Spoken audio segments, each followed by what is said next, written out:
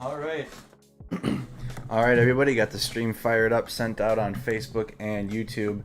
Welcome to another night of coverage of the war in Ukraine. I'm your host, Andy Mercado. We're on night 98 of coverage of the war in Ukraine. And again, thank you so much for choosing Mercado Media and independent media as your source for the war and other news. I mean, we've been covering the trial for Johnny Depp. Amber Heard just finished up today, covered that. We're staying up to date with the shootings that continue to happen in the United States. And there was one recently that just happened in Tulsa, Oklahoma that we're just getting word on that I'm going to read the latest update on here in the description of our video.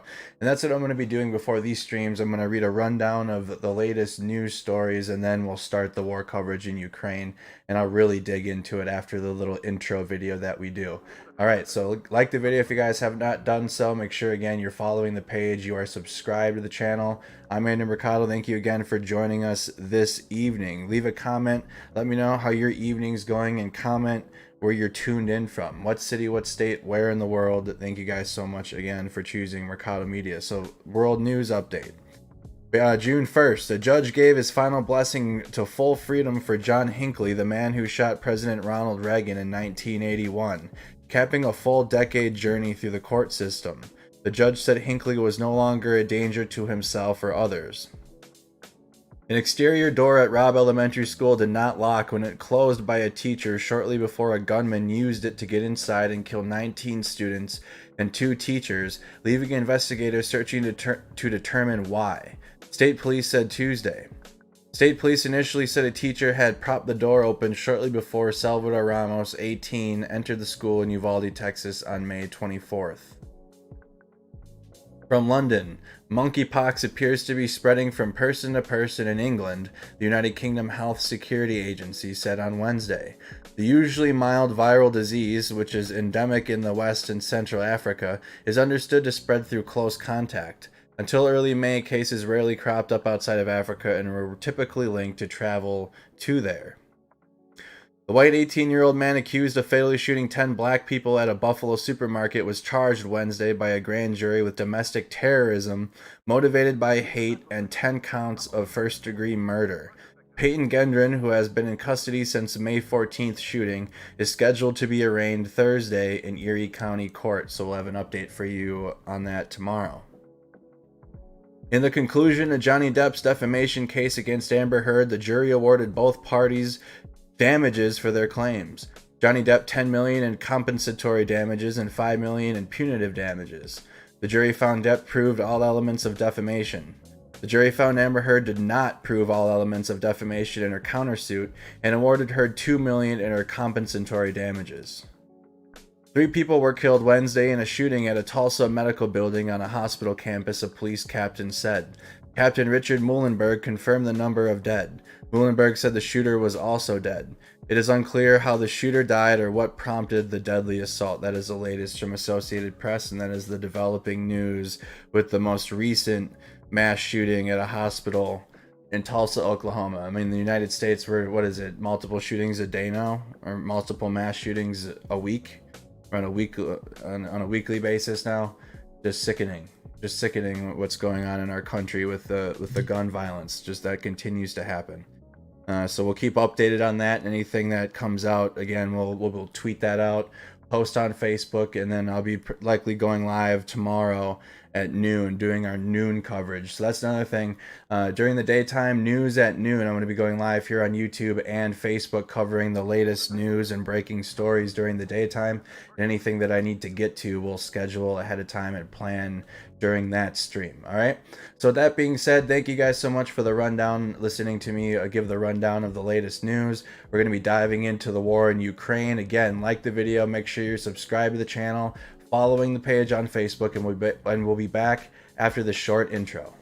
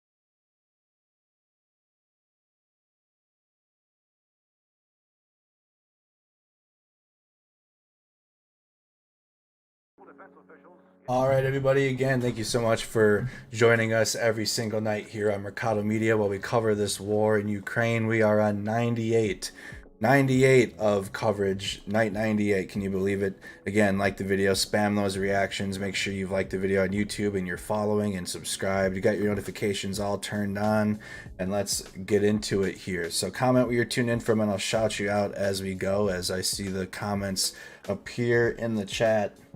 Good evening, everybody. Good evening, good evening. So let's get into it. I'll put the map up on the screen. Let me get that up on the screen here. This is the map of Ukraine here. We got the red being Russian occupied territory within Ukraine. You got the Crimean Peninsula here to the south with the solid red line around it. They've had that occupied since 2014. The red shaded area that doesn't have a red line dark around it is area occupied since the invasion on February 24th. All right, then you got another dark shaded red region here to the east in Luhansk and Donetsk with a dark shaded red line around it that has been occupied since 2014. And then you got to the north/northeast in the Donbass that has also been unoccupied, but that's been occupied since 24 February, since the start of the invasion. Thank you so much. We got Charlotte, North Carolina, Virginia, North Liberty, Iowa is tuned in. How you doing from British Columbia, Canada? Hello from Australia, Queensland. St. Louis is tuned in. Fort Smith, Arizona, United States. How you doing? Good evening. How you doing, MJ Steinmach? How you doing, Carson, Washington? We got Pennsylvania tuned in. We got Louisville, Kentucky tuned in. We got Chico, California.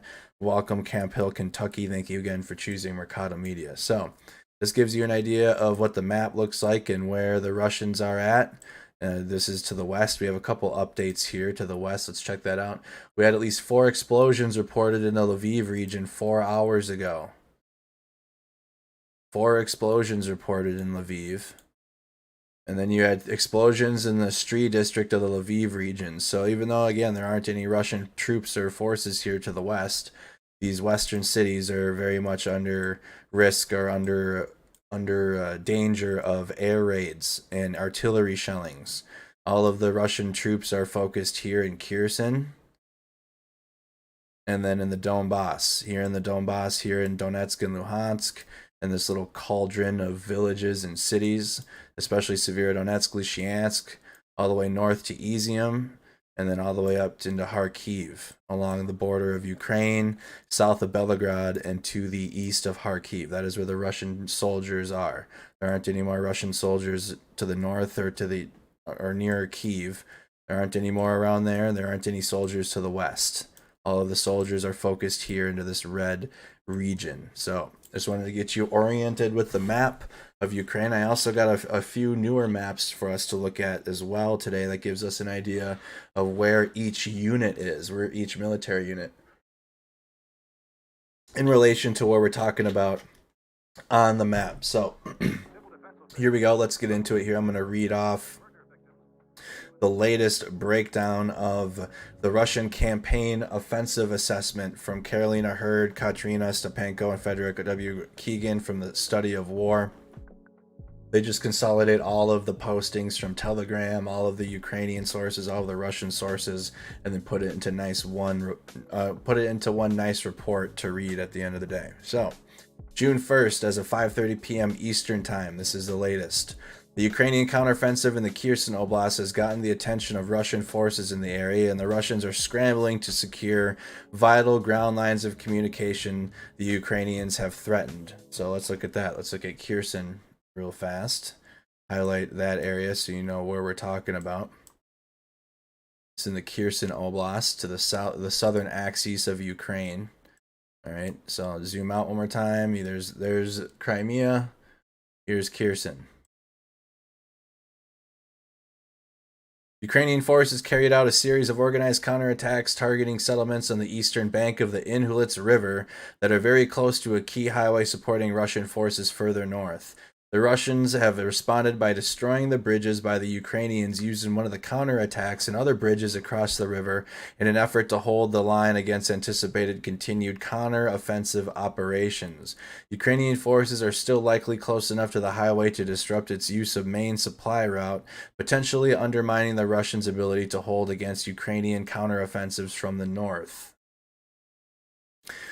More information on these Russian mill bloggers. Russian mill bloggers are expressing growing alarm about the threat of Ukrainian counteroffensives in the areas Russian forces have deprioritized while concentrating on Severodonetsk. So let's look at that really quick. And this is, again, the Russian mill bloggers that are freaking out because their Ukrainian counterattacks are becoming more and more successful, and they're gaining more and more ground here between Mykolaiv and Kherson, because the Russians are putting their troops and focusing all of their effort here.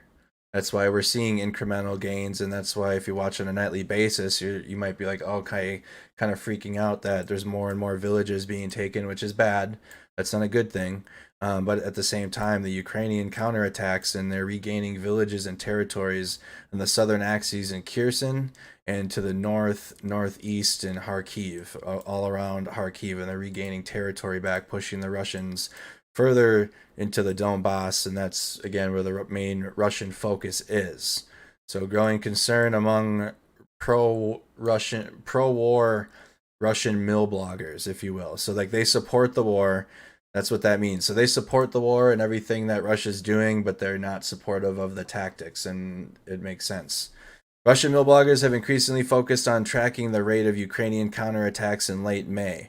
Pro-Russian Telegram channel Dmitriev, over 100,000 followers, reported that Ukrainian forces are fully capable of inflicting painful and cutting blows on Russian ground lines of communication in Kherson, Kharkiv, and Zaporizhia oblasts by July to August due to lack of adequate Russian defensive forces in the area.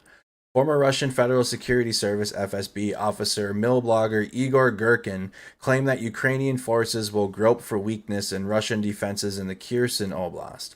Russian mill bloggers are effectively criticizing the Russian military command for endangering Russian territorial gains across other axes by prioritizing the Donbass offensive operations so heavily. So, if the Ukrainian counterattacks continue, if there's the successful counterattacks in the southern axes around Kherson here continue, that's going to shrink Russian ground along the south of Ukraine, and it's going to push the Russians even further into the Donbass. And yes, they're going to gain more villages. But again, at the same time, Ukrainians are also regaining more of their villages and territory too, just not in the Donbass. A lot of the coverage and a lot of the mainstream coverage in Ukraine are very heavily focused on this area, and rightfully so. There are a lot of changes, daily changes, and cities being taken by Russia. But to the northeast and to the south, the Ukrainians are having success. The Ukrainian military. Russian authorities are likely anticipating Ukrainian partisan pressure in Luhansk Oblast. The main Ukrainian intelligence directorate announced on June 1st at the launch of the Luhansk partisan project to galvanize resistance to Russian attempts to consolidate control of the Luhansk Oblast. A Russian Telegram channel reported that the Russian Internal Ministry is sending a special detachment of its employees on leave to the Luhansk People's Republic, which is likely attempt to reinforce Russian administrative presence in the LNR in the face of growing internal and partisan discontent. The Ukrainian General Staff additionally stated that Russian forces moved a battalion tactical group to Kupiansk, a Russian-controlled city in eastern Kharkiv Oblast, along the PO7 highway within 30 kilometers of the Luhansk Oblast administrative border. Kupiansk is far from the front lines and in no apparent danger of imminent Ukrainian conventional attack. Taken together, the reported deployment of internal ministry employees and a battalion tactical group suggests that Russian forces are anticipating partisan resistance against their attempts to gain control of the Luhansk Oblast. So they're going to have struggles to gain territory in here in the Luhansk. I'll show you where that is on the map. Slide over to the east. Trying to once they get Severodonetsk, Lysychansk, Zolote, this little pocket here of white space will complete the Luhansk Oblast, complete capturing the Luhansk Oblast for territory-wise. Continuing on here. Russian forces continue to undermine the economic viability of areas they are attempting to capture. Russian forces reportedly hit the Azot fertilizer plant in Severodonetsk on May 31st and caused the dissemination of toxic nitric acid and smoke. The production plant was an economically significant resource for Severodonetsk in the Luhansk region, and it would have been prudent for Russian forces to maintain and take control of the plant's production capabilities. Russian forces similarly destroyed the Azovstal steel plant in Mariupol, which had considerable industrial significance for Ukraine and could have been economically exploited by Russian occupiers if they had not destroyed it. While the Azot plant in Severodonetsk was less productive on whole as the Azovstal, its destruction is part of the systemic failure of Russian forces to take effective control of the economic and industrial capabilities of occupied territory. Russian forces will likely continue to destroy productive infrastructure and continually undermine the economic benefits they could have hoped to gain from the occupied territories. So they're even though they're destroying any territory and ground that they're gaining that would be used in their favor for the reasons why they're gaining it. So it's like they're just doing scorched earth tactics as they're gaining ground. They're destroying the cities and villages. They can't even use the resources that they're taking. Key takeaways. Russian forces reportedly made incremental advances north of Sloviansk, but likely have not been able to take control of the road into Sloviansk. Let's take a look at that. Here's Sloviansk. Here's the road, the T0514 road to the southwest of Lyman on its way to Sloviansk. You can see the incremental gains along that T0514 road. There's Sloviansk. This is the Izium, Sloviansk, Lyman region. Crucial region here. Russian forces are attempting to advance towards Lysyansk from the south and west in order to avoid having to fight across the Seversky Donetsk River from Severodonetsk, but are having limited successes so far. That river is giving them hell near Severodonetsk, that Donetsk River. So we're moving here to the east. Okay, we're moving here to the east. They're trying to go from where? The south. From the south and the west in order to avoid having to fight across the river. Here's the river. This is that that's that Donetsk River right here, the blue. The Russians are struggling. They haven't been able to get across it at all. Here's Lysyansk. This is that area we're talking about. Here's Severodonetsk. About 50 to 70% of the city has been captured by Russian forces at this time. And again, this is in the Donbass region in Ukraine to the east. Zoom out a little bit, leave it on this area. Russian troops have made incremental gains north of Advidka. Russian troops reportedly destroyed Ukrainian-built bridges over the Inhulets River near Davdid Brid in response to Ukrainian counter-offensive pressure. We looked up this yesterday. I want to look it up one more time because I don't have it locked into my brain yet. The Davdid Brid area.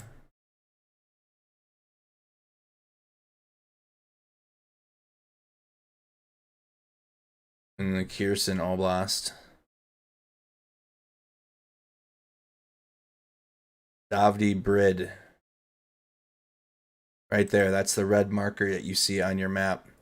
They destroyed Ukrainian-built bridges over the Inhulets River near there in response to Ukrainian counteroffensive pressure.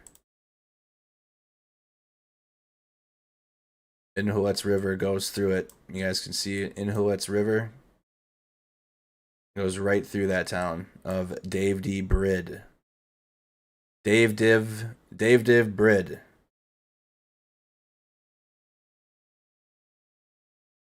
Let's continue on. So the main effort, Eastern Ukraine. This is the main effort of the Russian invasion right now. That is Eastern Ukraine. Subordinate main effort is encirclement of Ukrainian troops in the cauldron between Izium and Donetsk and Luhansk oblasts. That's what you're looking at right now on your screen. Supporting effort number 1 is Kharkiv City. Supporting effort number 2 is the Southern Axis. Activities in Russian-occupied areas. So the main effort, Eastern Ukraine. Let me see if I pull up. Let's look at the map of where all of the troops are here in Eastern Ukraine before we do a deeper dive. Pull up the. I've got a nice map here of all of the soldiers. Here we go. Locations and the units. So here's in the Donbass. Let's look at Donetsk here. You have the 136 Separate Guards Motorized Rifle Brigade here in Donetsk. You have the 61st Separate Marine Brigade, 100th Separate Motorized Rifle Brigade. This is the DPR. These are those DPR troops from Donetsk, those separatist units. And then you have the 1st Army Corps as a base here in Donetsk. We're gonna work our way north toward near Advidka. It's to the east of Advidka. You got the 60th the 60th Separate Motorized Rifle Brigade alongside the 11th Separate Guards Motorized Rifle Regiment. A lot of these units got consolidated, and their battalion tactical groups got consolidated when they lost to the north. All right, we can look at some of the advances. Direction of impact here. You got the 3rd Separate Motorized Rifle Brigade in Donetsk, the 7th Separate Motorized Rifle Brigade, the 6th Separate Motorized Rifle Brigade here in Luhansk as well. The 4th Separate Motorized Rifle Brigade, you can see their directions in which they're moving based upon the arrows. Here's Severodonetsk. This map showing a little bit more territory than the other war map for Russian occupied territory in Severodonetsk. Direction of impact where the Russians are moving. All of the units here. You're in the Izium direction. You got the 1st Guards Motorized Rifle Regiment, the 64th Separate Motorized Rifle Brigade, the 1st Guards Tank Regiment, lined up along the Izium, on the way to Sloviansk along the MO3 highway. Luckily I know these cities in the English spelling. That's I wouldn't know what that even says. That's Sloviansk and Kramatorsk. So I'll be definitely referencing this map. This is a solid map that I found. And again, this is linked in the description of our video. It shows all of the units in Russia and where they're at. So continuing on here, let's learn about the southern.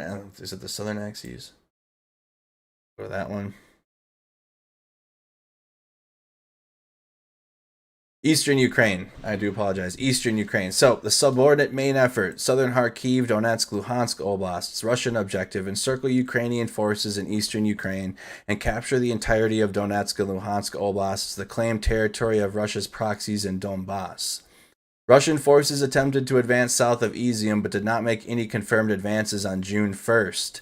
The Ukrainian General Staff reported that Russian forces conducted unsuccessful attacks on Dubrovny and Dovenki, both within 20 kilometers south of Izium. Let's look at that on our map. 20 kilometers south of Izium. Here they are. Dovenki, Dubrovny. Unsuccessful. So we're looking south of Izium right now. I don't know if that's a...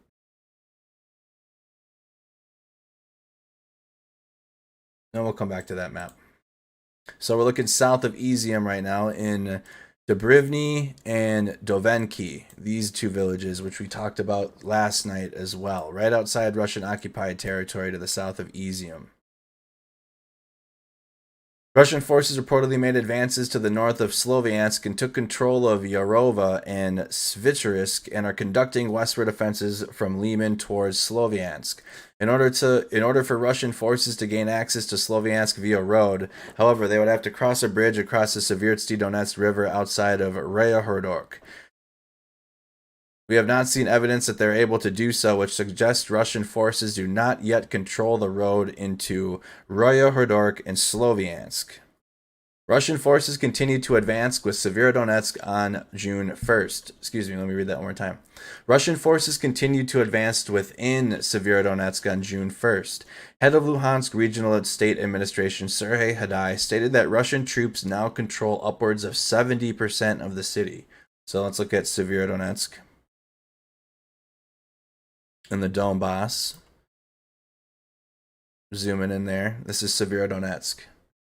I'll zoom out so you get your full bearings of where we're at in the country. All right, you got Ukraine on the map.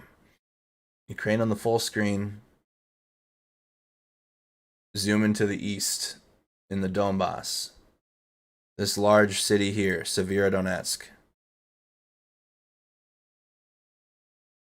Russian Telegram channels additionally indicated that Russian forces are fighting in Yutsenivka and Mirna Dolnya, which is likely to attempt to advance northwest of Lysychansk without having to cross the Seversky Donetsk River from Severodonetsk.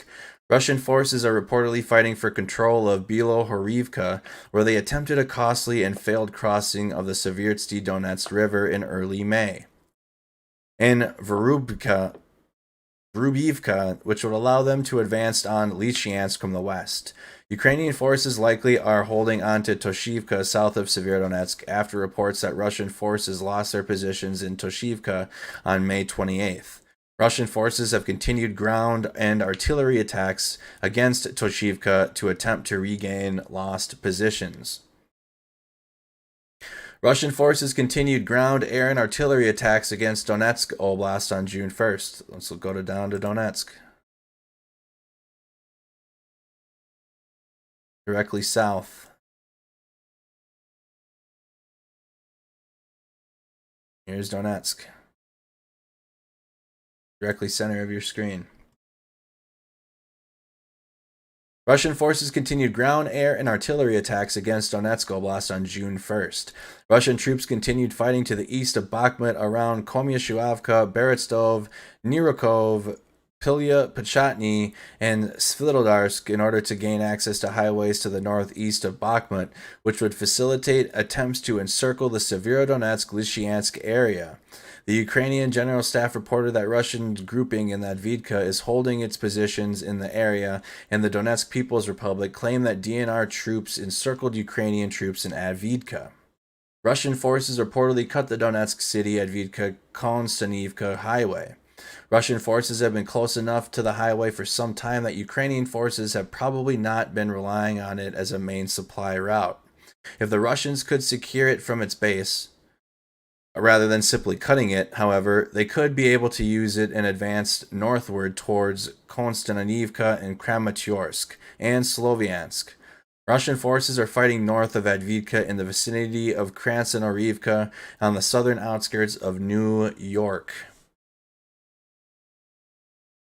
Supporting effort number 1, Kharkiv City. Russian objective, withdraw forces to the north and defend ground lines of communication to Izium. So we're leaving the east, we're going here to the north, east in Kharkiv. I got a more detailed map for this one.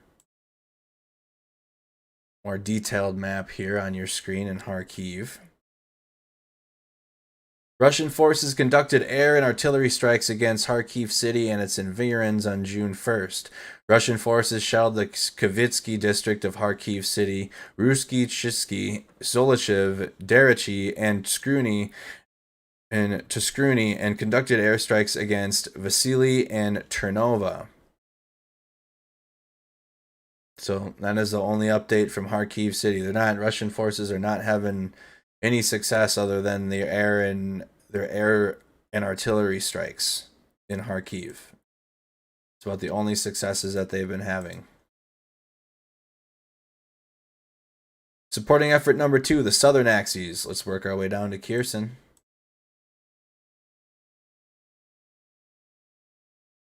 Kherson Oblast. Kherson Zaporizhia Oblast right here, Melitopol. Ukrainian forces continued to threaten Russian ground lines of communication in northeastern Kherson Oblast, despite Russian forces restricting further Ukrainian counteroffensives on May 31st and June 1st. The Ukrainian Southern Operational Command reported that Russian forces destroyed bridges over the Inhluets River in Davdiv Brid, an operationally significant settlement located on the Russian-controlled T-2205 highway. Russian forces likely destroyed bridges in an effort to hinder Ukrainian efforts to reach Davdiv Brid on May 31st. Ukrainian forces can still likely disrupt Russian forces' ability to use the highway as a main supply route if they remain just on the other side of the river, which is less than a kilometer from the road and therefore within a range of many tactical systems. Disruption of the T-2205 as a primary ground line communication could undermine Russian defenses against Ukrainian counteroffensives on the northern Kherson-Mykolaiv Oblast border. Russian forces have also destroyed another bridge just north of Davdiv Brid and intensified artillery fire in northern Kherson, likely in anticipation of continued Ukrainian counterattacks. Again, Ukraine's having very successful counterattacks in the Kherson Oblast. Need some water. Russian forces continue to fortify positions across southern Ukraine in an attempt... One more time. Russian forces continue to fortify positions across southern Ukraine in an effort to establish permanent control over occupied territories. The Ukrainian General Staff reported that Russian forces did not conduct any offensive operations in Zaporizhia Oblast. Let's work our way over to Zaporizhia Oblast. Zoom in. Center of your screen.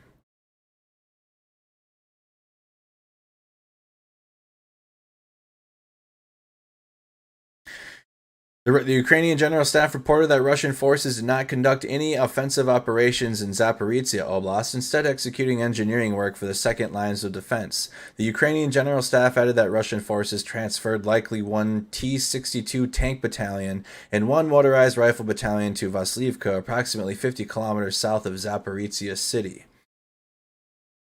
The study of war has previously reported on an increase in Russian military presence and fortifications east of the Russian-occupied Zaporizhia nuclear power plant, the NPP. The Ukrainian Southern Operational Command said that Russian forces are transferring anti-aircraft missile systems, electronic warfare equipment, and multiple launch rocket systems to Snake Island off of the Romanian coast. So let's go look at that.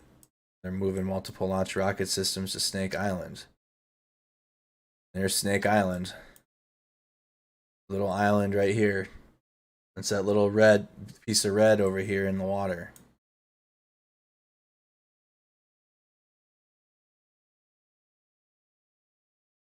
Activity in Russian-occupied areas. Russian objective, consolidate administrative control of occupied areas, set conditions for potential annexation into the Russian Federation, or some other future political arrangement of Moscow's choosing. So this is their objective within the cities that they're capturing.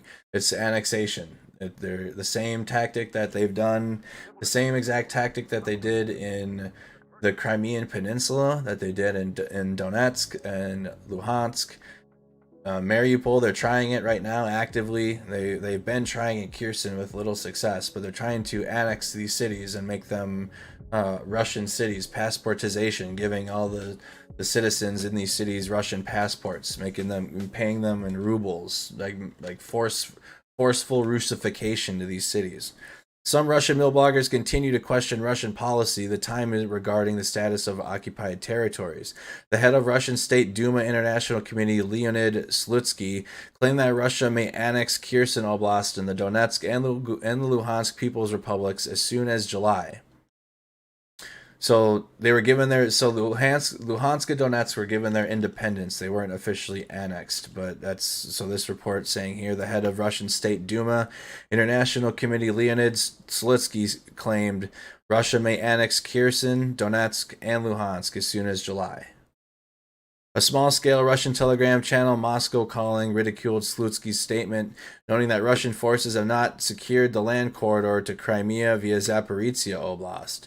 Moscow Calling also noted that without control over Zaporizhia Oblast, Russian forces will not have the capacity to support commercial and administrative routes via the Kerch Strait Bridge. Governor of St. Petersburg, Alexander Belov, and Russian-appointed head of Mariupol, Konstantin Ivanchenko, signed a cooperation agreement between two cities on June 1st, but it is unclear whether the Kremlin has decided to fully annex Mariupol. It is unclear at this time. So that is the breakdown of the Russian offensive, key objectives. Again, just to give you the key takeaways from the Russian movement and objectives in Ukraine.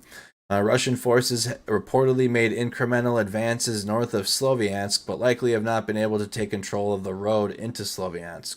All right, really quick, that is over here. Here's Sloviansk in white territory, the white space, which means it's in Ukraine control, north of Kramatorsk. In this little triangle, Izium, Liman, Sloviansk. Russian forces are attempting to advance towards Lysychansk in the south and west in order to avoid having to fight across the Seversky Donetsk River from Severodonetsk, but are having limited success. That is here. There's Lysychansk and Severodonetsk.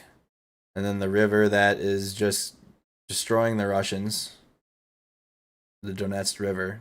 It goes right between Lysychansk and Severodonetsk. Russian troops made incremental gains north of Avdiivka. Incremental gains north of Avdiivka.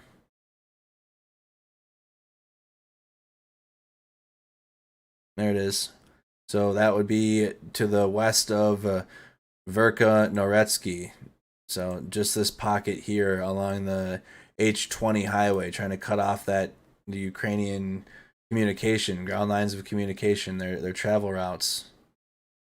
That H20 highway. There's that territory north of Avdiivka. Here's Avdiivka.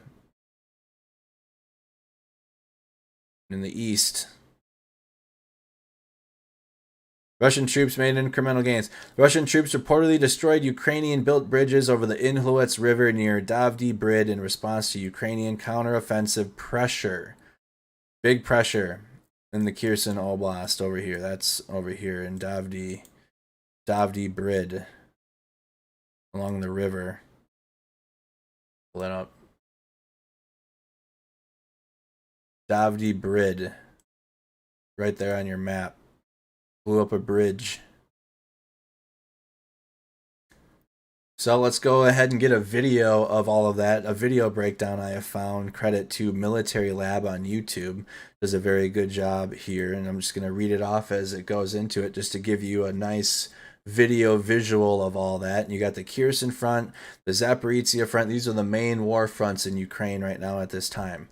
The Kharkiv front, the Seversky Donetsk front, and the Donetsk front. And you can see the red shaded region is the same as our map that I mess around with here. So let's go ahead and go into this. The main war fronts where the fighting is taking place. You can see it's being highlighted.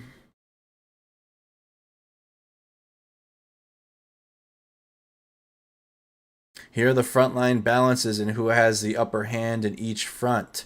In Donetsk, the Russians have the upper hand, 58% to 42%. In the Kherson front, the Ukrainians have the upper hand, 58% to 42%. It's about even, 50-50 in Zaporizhia. You got a 45 to 55% here in Izium, 55 and 45 in favor of Russia. You got a 57 to 43% Ukrainian upper hand here in the Kharkiv Oblast to the north near Belgorod. That's in this little pocket here. Give you an idea of who has the upper hand in the region, 57% towards Ukraine. Then you got 70% and 30% here in Severodonetsk. This is, again, where all the Russians have put all of their eggs. They put all of their soldiers here. So they got a 70% advantage here in the east, in Lysychansk and Severodonetsk.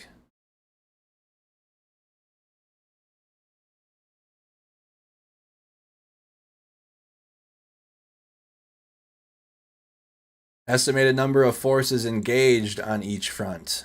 To give you an idea, 20,000 troops for counteroffensive. So here in Kherson, you got 15,000 to 20,000 Ukrainian troops being used, 6,000 to 8,000 Russians. You got, where else is large? So here in Izium, you got 18,000 to 25,000 Ukrainian. Oh, hold on. Nope.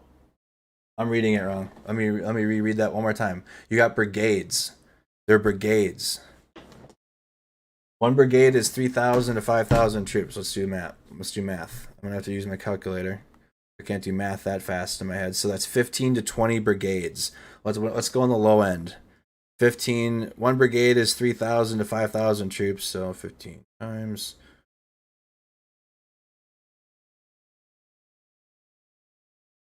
15 brigades, 3,000 troops, about 45,000 troops in Kherson, in the Kherson Oblast. Gotta do some math here. Where are so the Russians, most of the Russians are in Izium. Yeah, 15 to 22 battalion tactical groups.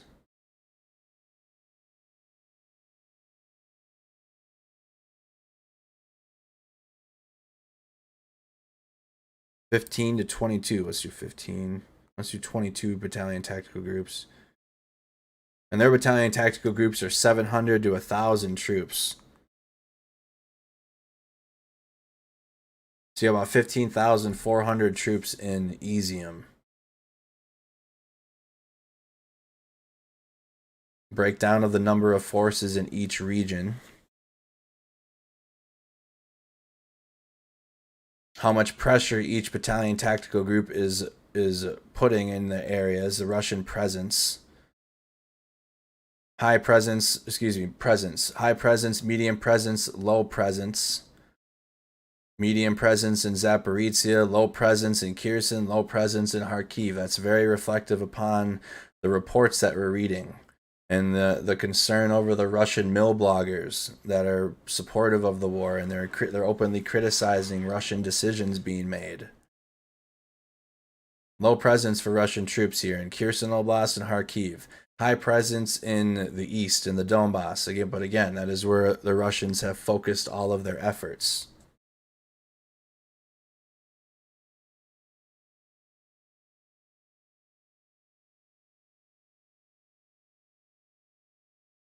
So you got the edges here, Ukrainian edge, Russian edge, and balanced or unclear. So it's balanced and unclear in the Kherson Oblast, balanced and unclear in Donetsk and Luhansk, and it's the Russians have an edge.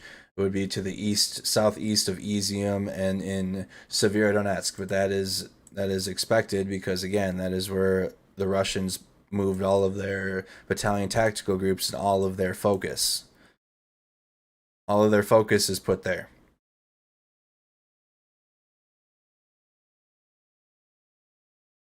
Hello, all from France. Hello, welcome so much. Thank you for joining Mercado Media.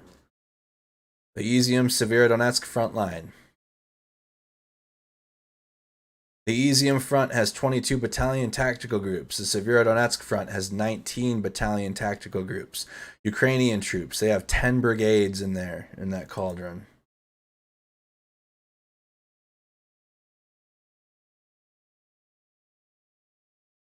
So here you go, troop breakdown.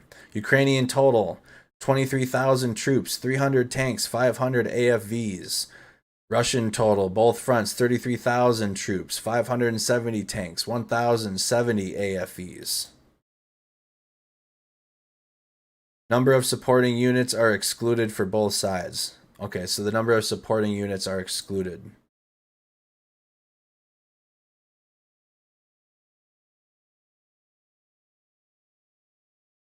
Now we're going to the Severodonetsk front.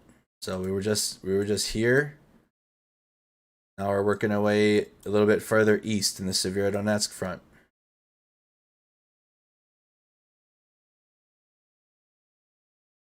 Zoom in.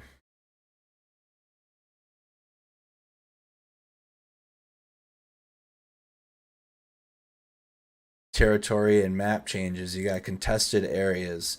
You can see the yellow along here is some of these contested regions still that they're fighting over. A lot of the ground fighting, ground battles are occurring here. You got the Russian controlled and the Russian controlled, the Russian controlled territory is the red. Ukrainian controlled, Ukrainian advances is the blue.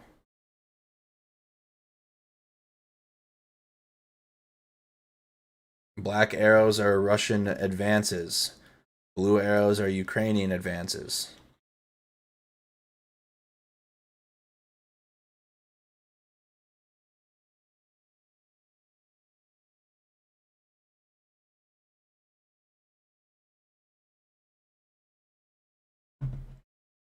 Here's Mykolaiv. Zoomed in from satellite view. In yellow, Ukrainian advance. In gray, contested areas. So we had a Ukrainian advance in the Kherson region, just kind of hyper focusing on that. On some of these regions that you're seeing Ukrainian counterattacks.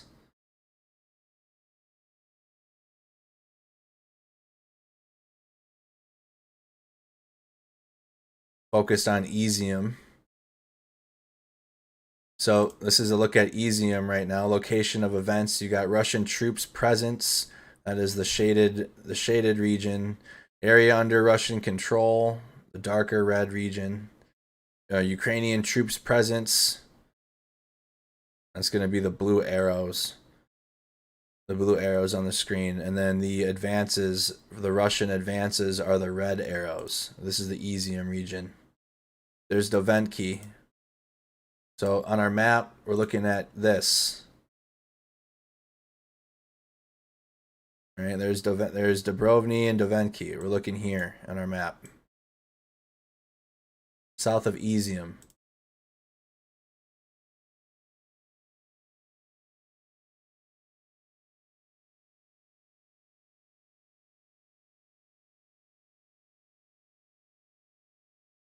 Governments of Ukraine and Poland call on the international community to impose an embargo on Russia to strengthen other sanctions. Enemy assault Severodonetsk wants to encircle Lysychansk. Ukrainian Ministry of Defense. Germany to provide Ukraine with... So that's some other news. Germany to provide Ukraine with Iris-T air defense systems to consider MLRS supply. Ukraine promises not to hit Russia with U.S. long-range rocket systems. Putin must not and will not win this war. Scholz speaks. Oh, no. Scholz speaks in Bundestag. Kremlin says talks with Zelensky is possible, but negotiations stalled. Russian aircraft fire 6 missiles at the Sumy region. Do you guys believe Ukraine promises not to hit Russia with the U.S. long-range rocket systems? We promise we won't. I don't know. We'll see. They have the capabilities now, or they're going to, and we'll get into that. I got an article. The long-range drones. So here we got the frontline balances, the Russian edge, Ukrainian edge, and it's unclear. It's equal and unclear, which is yellow. Red is the Russian edge. Green is the Ukrainian edge here along. There isn't any green yet. No, we promise.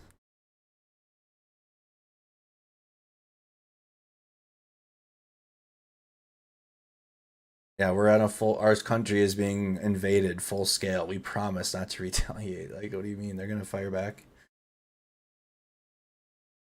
In my opinion. More troop movements showing the arrows. You got the bombings. The continued artillery bombings being focused here. Circled in Sumy, Kharkiv, Izium, Severodonetsk, Kherson, and then north of Kherson.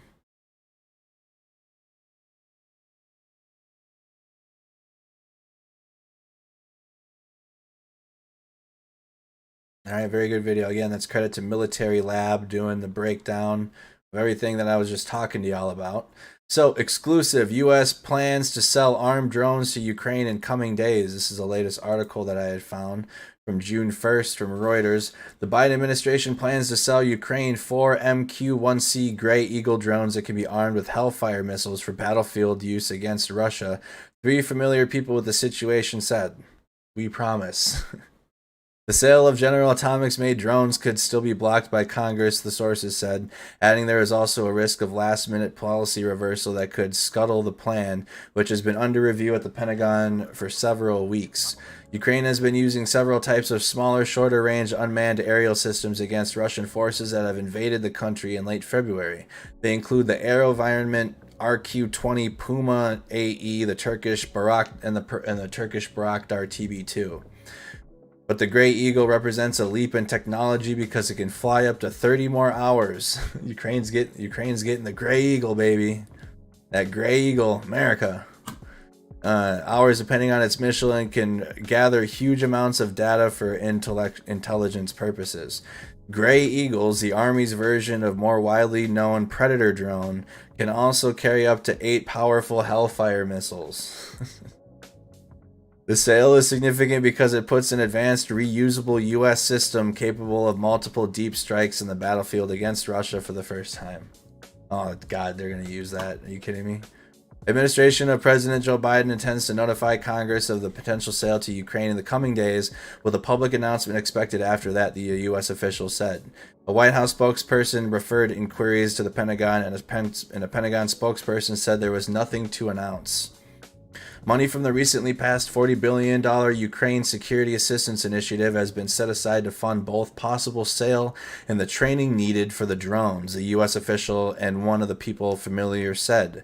Generally, the MQ-1C is a much larger aircraft with a max takeoff weight around 3 times that of the Bayraktar TB2, with commensurate advantages in payload capacity, range, and endurance, said drone expert Dan Gettinger with the Vertical Flight Society.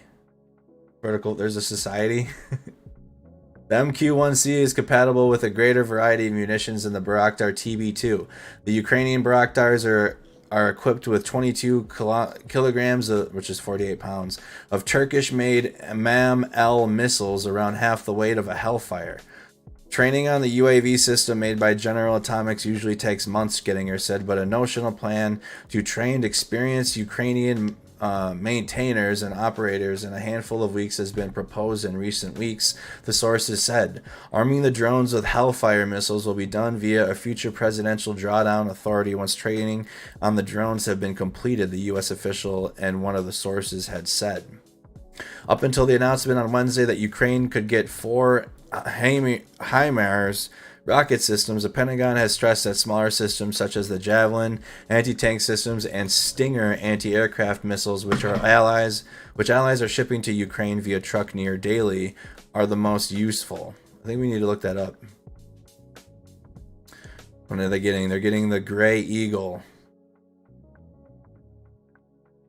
The Gray Eagle drone. We need a video on that.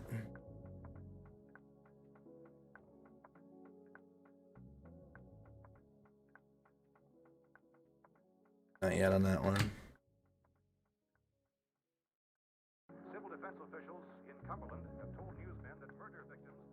An unmanned aerial system has been a vital tool. There we go. The Gray Eagle, an unmanned aerial system, has been a vital tool in patrolling the skies of Operation New Dawn in Iraq since 2010. Now, for the first time in theater, it is being tested to deploy Hellfire missiles. A surface. This video was from 10 years ago. So now it's like just here, load the Hellfires on. We know what it can do. Air missile with multi-target precision strike capabilities. Because we've gone through a lot of training to get to this point, to be able to shoot the live Hellfires and not just utilize our house mouse for. If it's gonna be one, might as well be a big red one. Training exercises. So we're excited and can't wait till this is finalized so we can start employing the asset as it should be. Big chief right there, dude. Can't tell him nothing. Seriously. The importance of this S-Fire is the fact that it's the first time it's been done in this country by enlisted from this platform. It adds to the mission that the fact that we can now engage targets. If we've got ground guys pinned down, we can find out where they're getting shot from and get them unpinned. We're doing it to show the capabilities of the platform to actually engage targets on the ground, to better support the ground troops. I was lasing the target on the LMTBs so that when the Hellfire left the rails, it would follow my laser spot and hit the target. It was exciting. We hit the target, destroyed it, did our job. With the successful test of the Hellfire missile, this now strengthens the ground commander's confidence that they will have one more asset to employ in the fight against terror. Reporting from Camp Taji, Iraq, I'm Army Staff Sergeant. Damn, Camp Taji. Wow. I'll learn more of about providing improved goal of. All right, we don't need that video. We're good. So the Gray Eagle. Let's do this. Gray Eagle drone. This is what America's sending this thing over there. It's got Hellfire capabilities. So it'll be used in a similar sense to the Bayraktar TB2 drone. Creech Air Force Base is home to the MQ-1 Predator. This remotely piloted aircraft has saved numerous lives across the world. The Predator faced some difficulties along the way. It's not the... Is it the Predator? Is it a Predator drone? Is the Gray Eagle a Predator? With hell...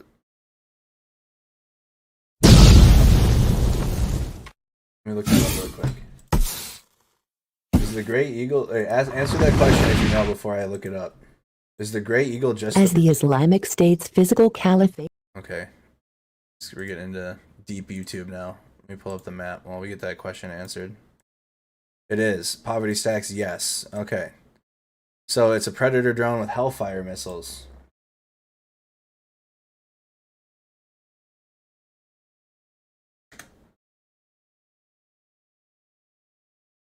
General Atomics MQ-1 Predator.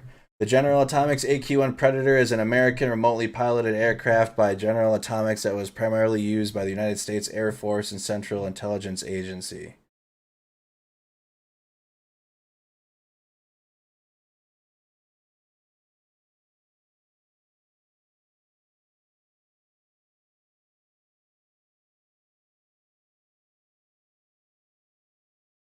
Why am I not seeing Gray Eagle attached to the name, though?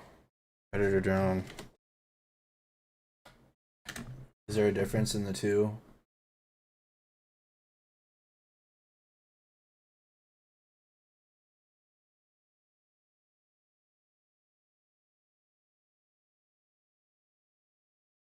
Oh, it's an upgrade from the Predator.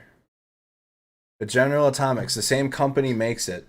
The same exact company, so they're both General Atomics MQ-1 Predator, and this is the General Atomics MQ-1C Gray Eagle, which is previously the Warrior, also called Sky Warrior, and ERMP, or Extended Range Multi-Purpose, is a medium altitude, long endurance, unmanned aircraft system. It was developed by General Atomics Aeronautical Systems for the United States Army as an upgrade of the General Atomics MQ-1 Predator. So it's an upgrade from the Predator. Same, it looks damn near the exact same. And again, the same company made it. That's why it looks similar. Okay. So we're sending those.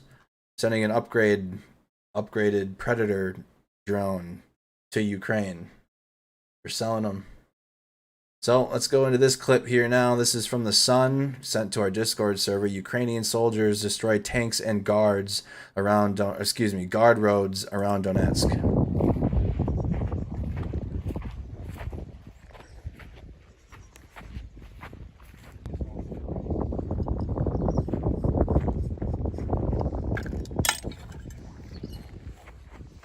А вот с этой фасолинку делать аккуратно 75 грамм получается. Откуда? Ну покажи.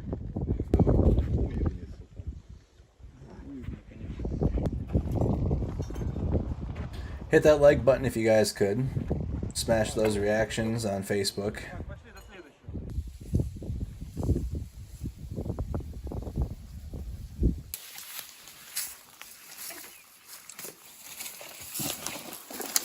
Ця дорога – це таке місце, де ворог ще може намагатися прорватися.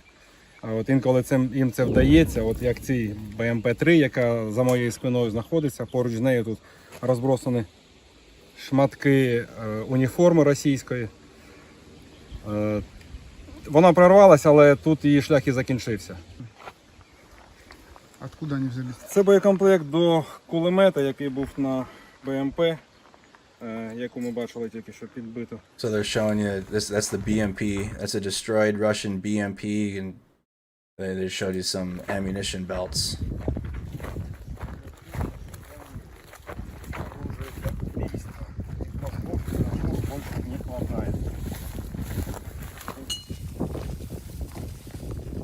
Completely destroyed.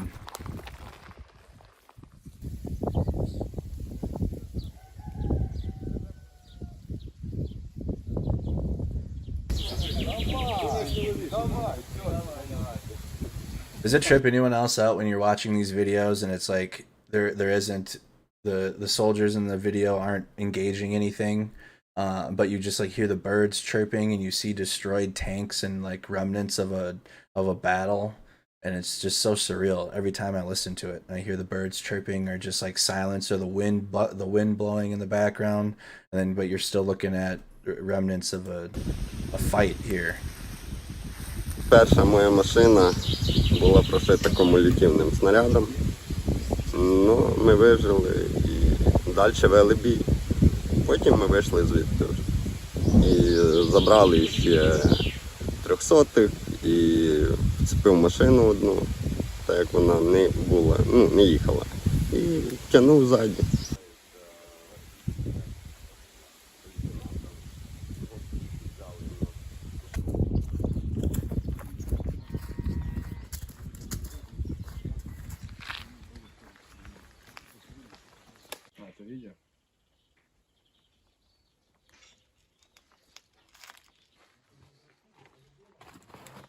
Of the destruction.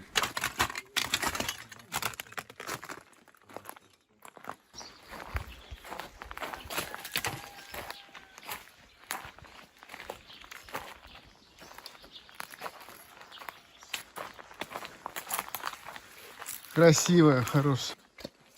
Зашли, проверили, кто здесь шарится, да? Да.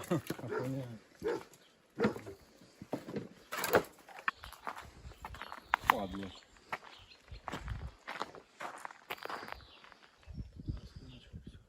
Значит, градами построить. Вон одна в дереве вот там разорвалась раз.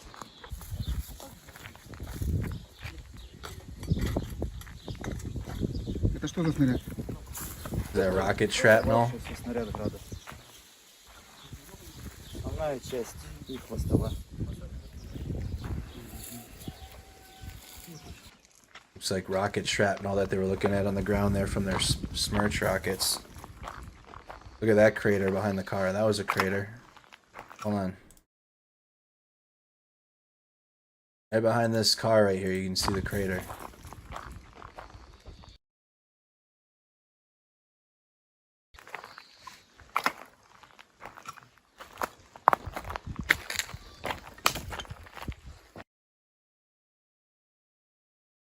All right. Next line or next set of videos here from Robb Lee, and again, Robb Lee does a very good job on Twitter putting all of these videos in a timeline. I mean, you can find these videos all across the internet, but again, he just does a very good job of putting them together. Let's start here with the video of the Don Cossack detachment in the Izium area with several destroyed or captured Ukrainian vehicles, including T-64 BV tanks and a Russian T-80 BVM tank. This is one of the last couple of videos we left off on yesterday, so we'll take off from here and work our way to the newest ones.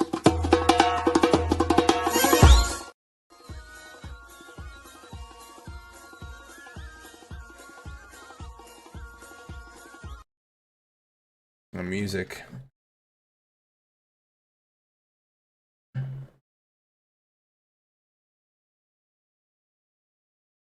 And again, Cossacks are a predominantly East Slavic Orthodox Christians. Those are what Cossacks are.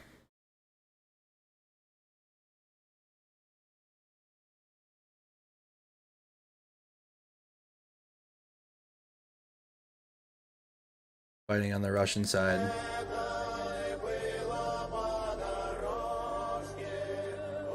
See the white bands on their sleeves.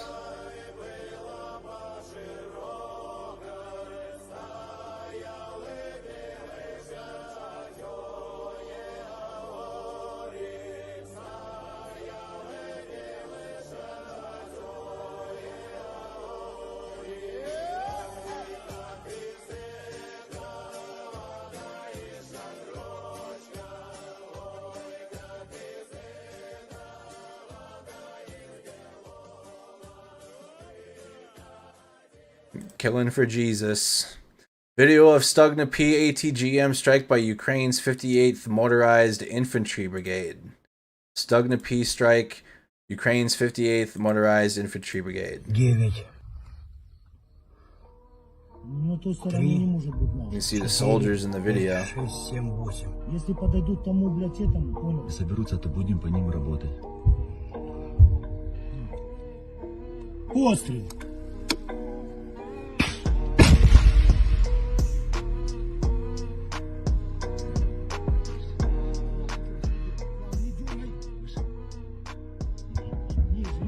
Ниже, плавно, ниже, вот так, держи. Вот так, держи. Чуть правее, Эдик. Четко, четко. Вот так, держи. Вот так, все. Пускай. Есть. That was a direct hit. Look how far away that Stugna P shot was. That was quite a distance, that shot. Ukraine's 58th motorized using a Stugna P. Video of artillery strikes on Russian vehicles by Ukraine's 45th Artillery Brigade. Ukraine's 45th. The 45th does videos like this. They do editing to show you where the vehicles are getting hit.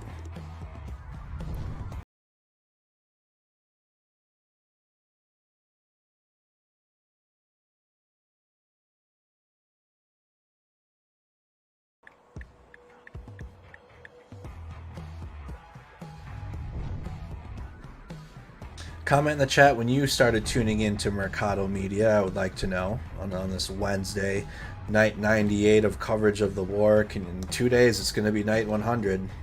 100 days of coverage of this war. It can end any time now. Seriously, if Russia dropped their weapons and went home tomorrow and it ended and there was like a peace deal, so be it. This thing can end at any moment. Almost at 100 days, dude.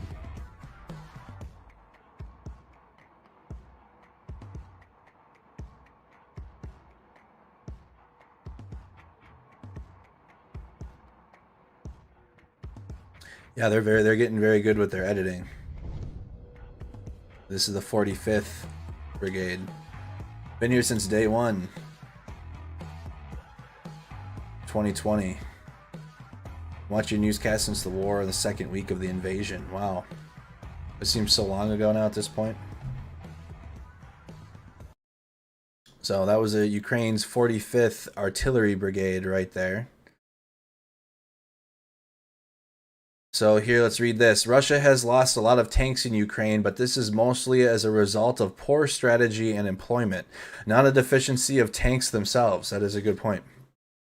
We haven't learned much new about tanks from this war, except the well-known lesson that tanks are vulnerable without combined arms. Literally, I mean, they're sitting ducks. They're sending tanks units. Russian tank units are just driving out there, getting destroyed. You need combined arms and people that know how to use the equipment, that are trained on it. This transition is the most evident with the tank, the king of the land battlefield since World War II, which is wild because even I questioned this. I'm thinking back, it was probably a stupid question to ask, but it was still relevant. Is the tank outdated now? And it's not. It's just the Russians don't know how to use them, and they don't know how to communicate and operate together in a successful tank unit. They just wouldn't. Any NATO tank unit would be at least moderately successful, but Russians don't know what they're doing. Russian tanks were judged to be some of the best in the world. What we have seen, however, is a tank massacre.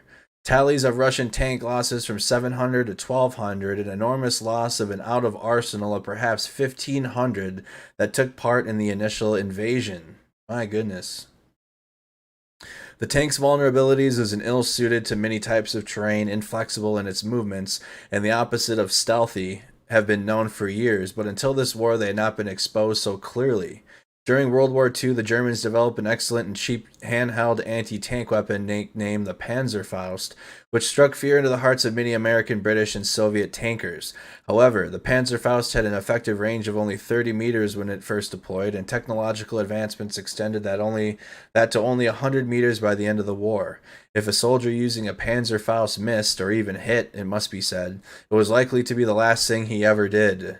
In Ukraine, by contrast, many Russian tanks have been picked off at distances of up to 2 miles or more by small groups of well-concealed Ukrainian soldiers using handheld anti-tank weapons. Thank you so much, Susan, for joining the channel. Thank you so much.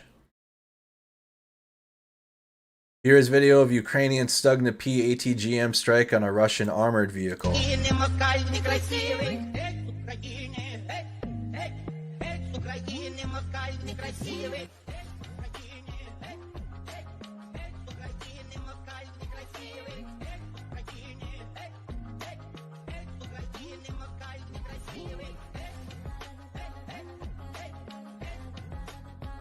You remember the bridge feed?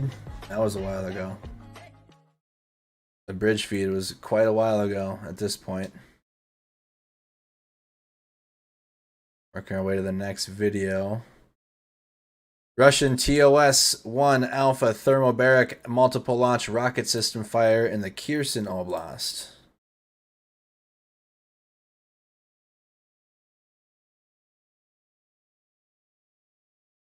So this is the Kherson Oblast. I'll show you on the map where that is if you are unaware where Kherson is.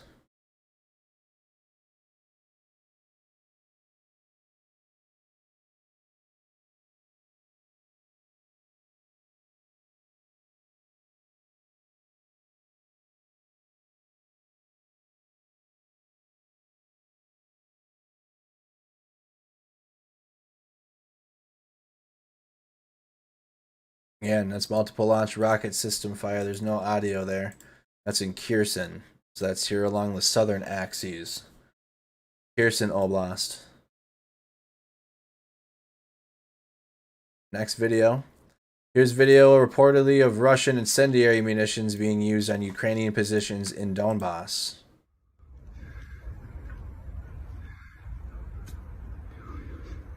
Video of incendiary munitions being used. Donbass is to the east of Ukraine.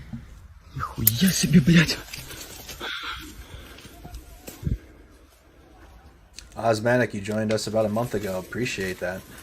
Glad you're sticking with us.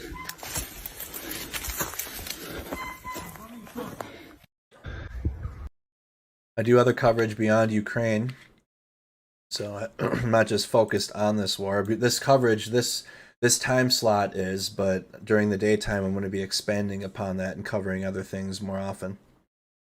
This is from 4 hours ago. Video of artillery strikes on Russian Grad multiple launch rocket systems from Ukraine's 128th Mountain Brigade. Excuse me, Mountain Assault Brigade.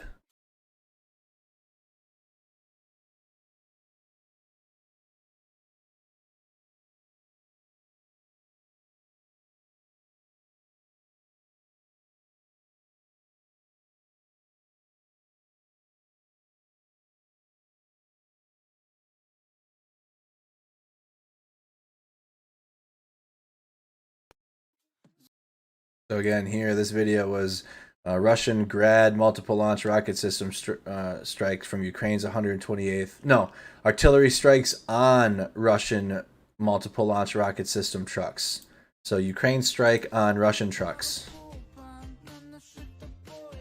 The multiple launch rocket systems. Yep, I'll be covering the January 6th hearings. There's 8 of them, so it's not like it's going to be daily coverage of it. It's going to be like a big day, whatever that day is. I think it's next week, isn't it? That'll be next week. Coming up. Holy shit. Chat's going to be extra spicy. 2-part video from the Ukrainian ground forces showing artillery strikes on a Russian armored column with T-72 tanks and BMPs. Look at all the holes in the ground.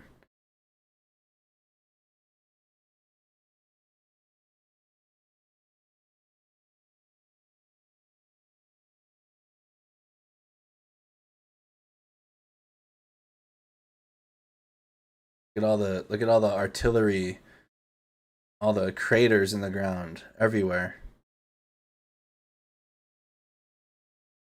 How does that erode the land, or that's just, you're just gonna have craters in the ground all over Ukraine, huh? I'm sure grass will grow in the craters eventually. There'll just be lots of, look at that. There's a big expanded view.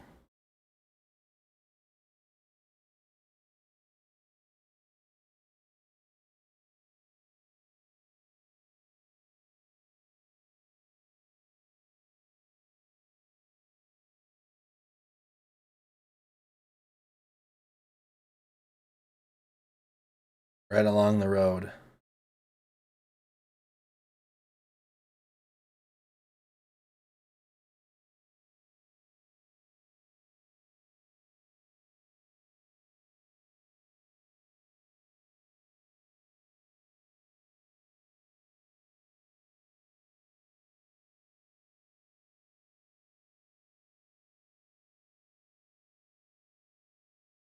Another one. Dang. Just sitting ducks. On a Russian armored column. So this is a Russian armored column getting hit. That one was pretty clear. And then you can see the soldiers walking. They're like walking through the tree line. Yo, they have no training at all, huh?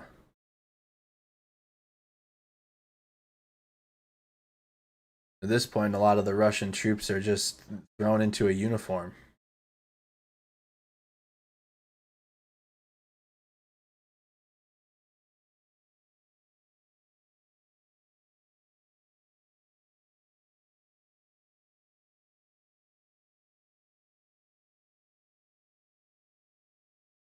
One more time on that.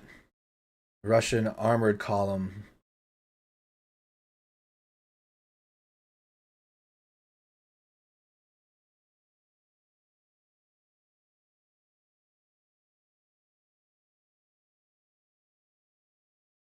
You can see the T-72 tanks in the column. There was a strike here at the bottom of the screen. Look at this one. This tank almost backed into the BMP, or it did. There's troops on the top of it. Backed right into it. There's troops on the top of this one too. They're sitting there. Biggest thing we learned in the U.S. Army when you're taking indirect fire. When you're taking indirect fire, you pick a direction and you go. And you go that direction. Likely, more often than not, it's forwards. You don't sit still. You don't stop. I don't understand stopping when you're taking indirect fire like this. You keep pushing. Even when you're taking small arms fire or you're in a convoy, that's what I was trained in. I was trained in convoy operations and driving in vehicles, keeping intervals. You don't stop. I mean, if you're taking small arms fire, if you have vehicles capable of returning fire, you return, but you keep moving. You don't stop. You don't take time to stop and engage targets. Like, no, you keep pushing. Or that's gonna happen to you. Bam. Taken out.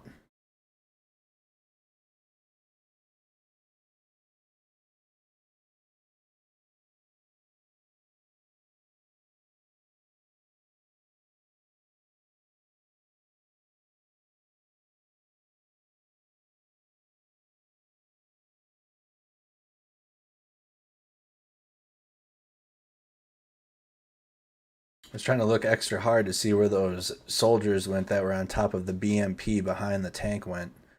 They ran into the tree line here.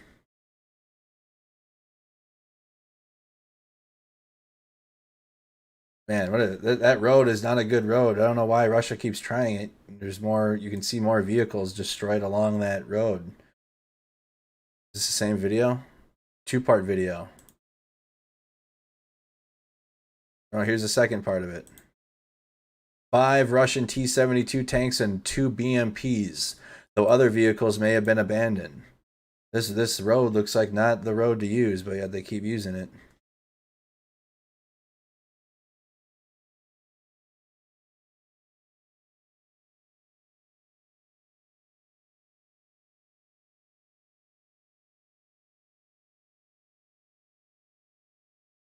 It's a whole line of vehicles, and then they sit still afterwards. So they take indirect fire, and then they sit still. Like, I'm just staring at that tank sitting right there that is probably destroyed, just not moving. Look at the craters, dude.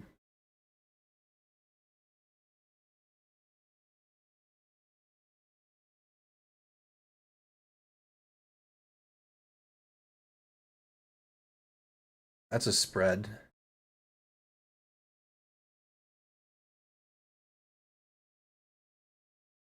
More time on that one. Whatever road this is, they continue to use it and continue to get destroyed. So you got another Russian column of vehicles getting destroyed along this road. They sit still. It's like they take indirect fire. They like freak out, don't know what to do. Vehicles start backing up. Some vehicles go. Some like people they look like they're confused just every time they're taking fire. One big problem, one big issue is likely they don't have communication between vehicles. Communication in a battlefield will give you an upper hand all day. They can't talk between the vehicles. They got to rely on like yelling at each other outside. They don't have Singar's radio like we do. You need to radio a truck to back up or whatever the hell, or you need to radio your convoy so you have both comms within your chain of command or within your headquarters.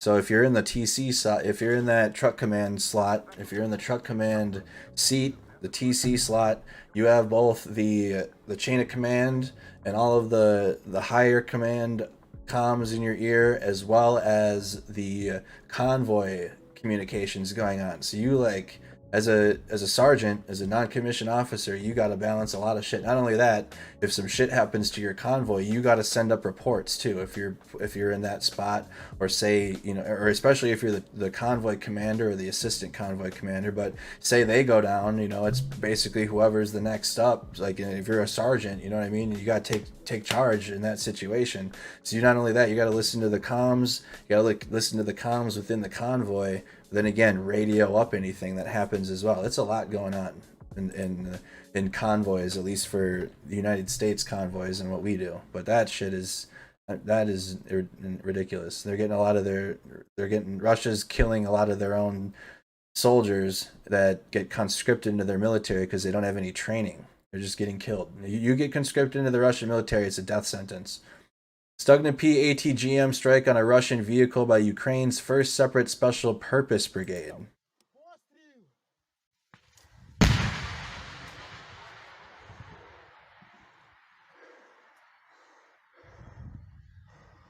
Високо. Ось він. Ниже, чуть-чуть. Там соковетки просто, блядь. Похуй, просчет есть. Вот теперь нема. Сегодня до Кобзона еще один Урал.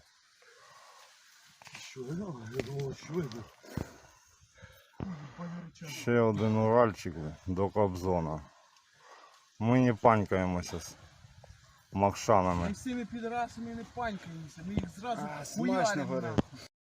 Постріл! So again, one more time on this here. You got Ukraine's first separate special purpose brigade, Stugna P strike. Постріл!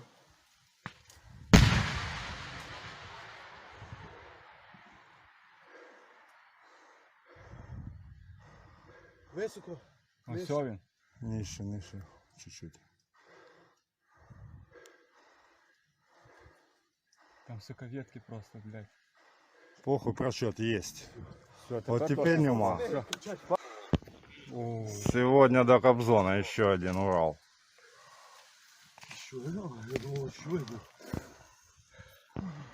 Ще один Уральчик до Кобзона.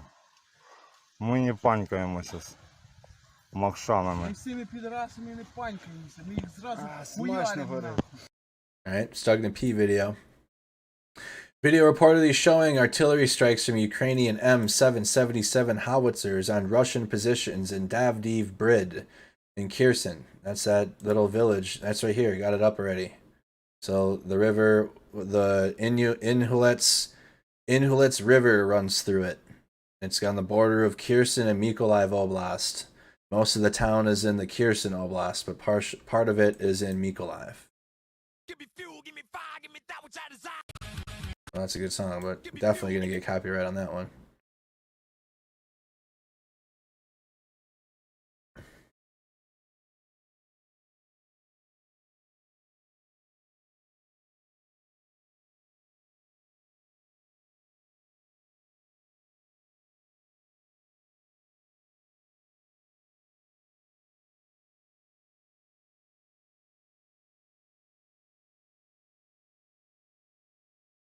This is in Davdi Brid.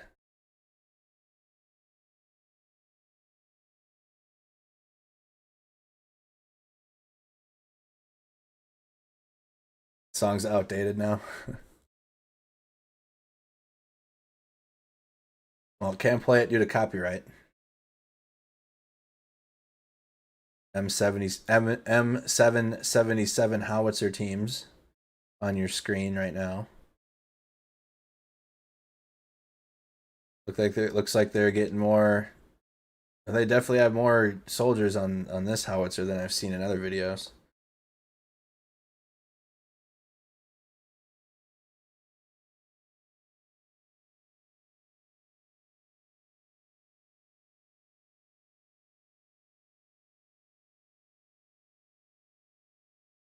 Forward observers just being trained on drones now.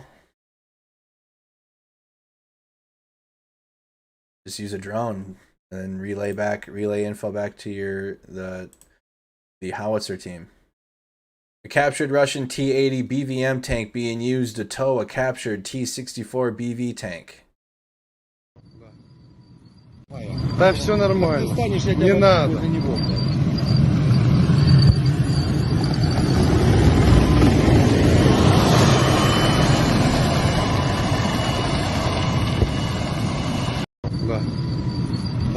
Are you talking about the Speak the Truth episode? Yeah, that's you guys. Early on in the war, you kept asking me what the hell Robb from Speak the Truth's getting his info from. He's an army sniper. He's talking directly to the guys on the ground. James Vasquez, one of the biggest. He has a big Twitter following. American fighting over there. Very good episode today on Speak the Truth. Next here, another Ukrainian Stugna P ATGM strike on a Russian vehicle.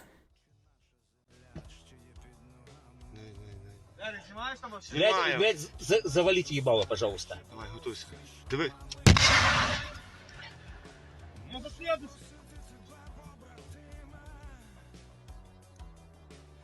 Лівіше, лівіше, лівіше. Лівіше, лівіше. Добре, добре, добре. Є! Стріл, готуйся! That was a distance on that one as well. So another, again, this is a Ukrainian Stugna P ATGM strike on a Russian vehicle. So you're seeing a Russian vehicle get hit in this. Блядь, завалите ебало, пожалуйста. Давай, готуйся. Диви.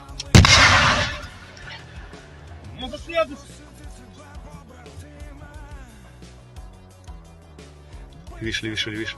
I know, right? Like how far of a distance that is. And then not only that, the amount, I mean, they're so trained now on these things, on these Stugna Ps. I still remember looking up what this thing does. But they're so skilled, and you actually have to follow it with the analog stick. There's like an analog stick on the box. Like it's not just hit and like wait for it to hit the target. Like whoever's operating that thing, actually, it requires some skill and precision here. Лівіше, лівіше. Flying the rocket into the target. Yeah! So that's why you hear them cheer nearly every single Stugna P video. You're hearing Ukrainians cheer. Video reportedly showing Russian strikes on Ukrainian artillery in the Kryvyi Rih area. Strikes on the Kryvyi Rih area.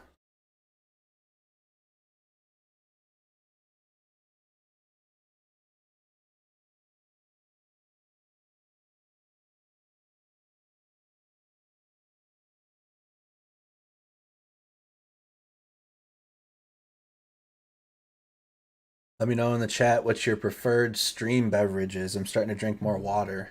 I'm really starting to get better at drinking water. Well, let me know in the chat. Shout out our Snack Squad community. Join the Discord server if you haven't.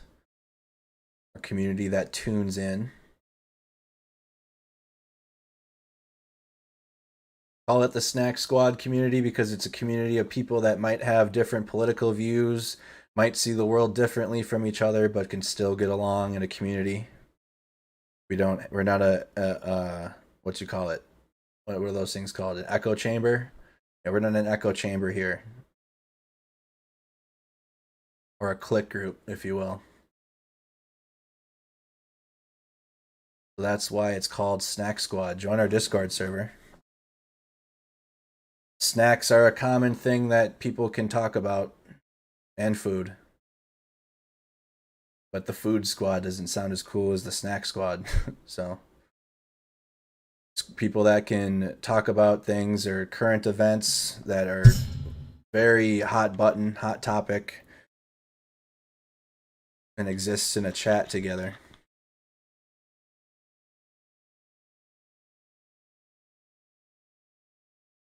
So you got water or tea. Water is the best, Rose says. That was a direct hit. This is in Kryvyi Rih. You drink water, MJ.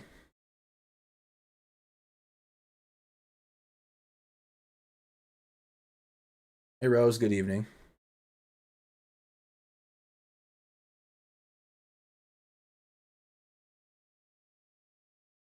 And I believe that is the last video from Rob. A useful photo of modern warfare.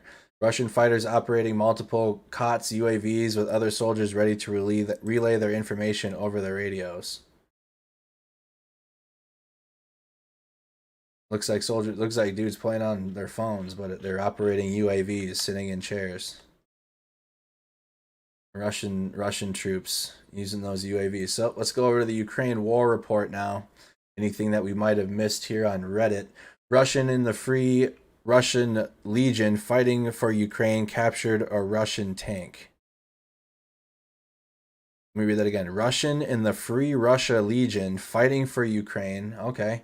Captured a Russian tank. So these are Russians fighting in a pro-Ukrainian Russian Legion. Для того, чтобы в скором времени пойти и ебашить на Москву, Путина и всех прочих таких, как он.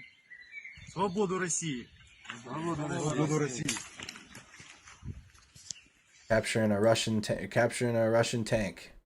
Brave Russian men are ready to go to war and die unless you ask them to go to war. English note. What are you prepared to do for your country? I'm ready to go to war. Ready? Yeah. All right, then we'd like to ask you to write your last name and sign here. It's a patriotic list. And in case of a general mobilization, you'll be the first one to be contacted. No, I don't want. Why? Why do I need it? But you said you're ready. What is the problem? Why? I just don't want. So you're not ready. No. What are you prepared to do for your country? To die. No, I'm not ready for this kind of stuff. Why? Scary. You said you'd do everything. Well, I'm not yet ready. Just write your last name. No, it's creeped out. Well, at least the phone number. No. What are you prepared to do for your country? Well, everything, just like a grandfather's. I'm probably ready to die. Ready to die? Yeah. No, this is for patriotism. Are you a patriot? Of course. What are you prepared to do for your country? Everything. We have a patriotic list. Could you please write down your What are you willing to do for your country? Whatever it takes. This is what I should start doing at some of these rallies in the United States. Contact details. At some of these freedom rallies. And in case of a general mobilization, you'll have a chance. Hey, wait a minute. Away. Hey, mister, why aren't you ready? Oh, you don't want to fight for your country? What happened? What happened? Oh, no. What do we got here again? This is the Ukraine video report. More Polish T-72 tanks headed into Ukraine on the railhead. Go to some of these events in the United States. Oh, you're fighting for freedoms. Oh, perfect. Sign on this dotted line. But you want to go fight for some freedoms? Here you go. Sign here. Oh, no.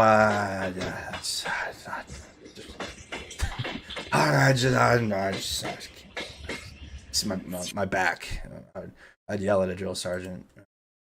Yeah, I'd fight it. I'd fight a drill sergeant. I swear to God, I would. Stugna crew of the Royal Brigade in the Luhansk Oblast destroyed the Russian reconnaissance patrol car. So again, Stugna crew of the Royal Brigade in the Luhansk Oblast destroyed a Russian reconnaissance patrol car. I'd punch a drill sergeant in the face if he ever yelled at me.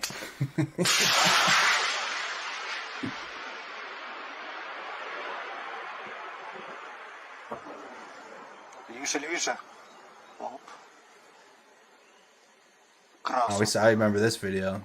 That was a direct hit. This video came out yesterday, being posted on the Ukraine War Video Report. Biden, new aid package will provide Ukraine with advanced weapons, including the HIMARS system. What is that? I think we might need to look up this HIMARS system on YouTube really quick as part of this aid package That's important. We like to look up all the weapon systems that are being sent as a part of this money. The HIMARS. What is the HIMARS? More rocket trucks. High mobility artillery rocket system. That's what the HIMAR stands for. So I need to get HIMAR. I need to get HIMAR here. Safety meeting. All these damn rockets, dude.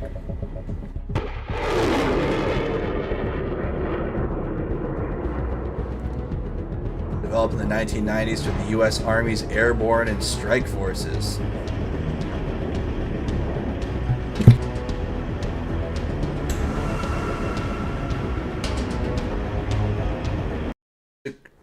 A crew of 3.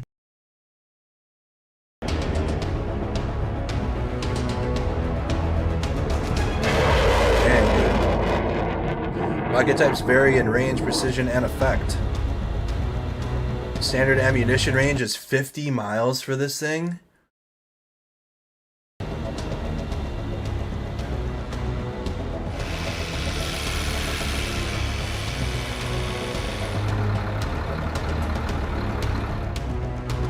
They can strike.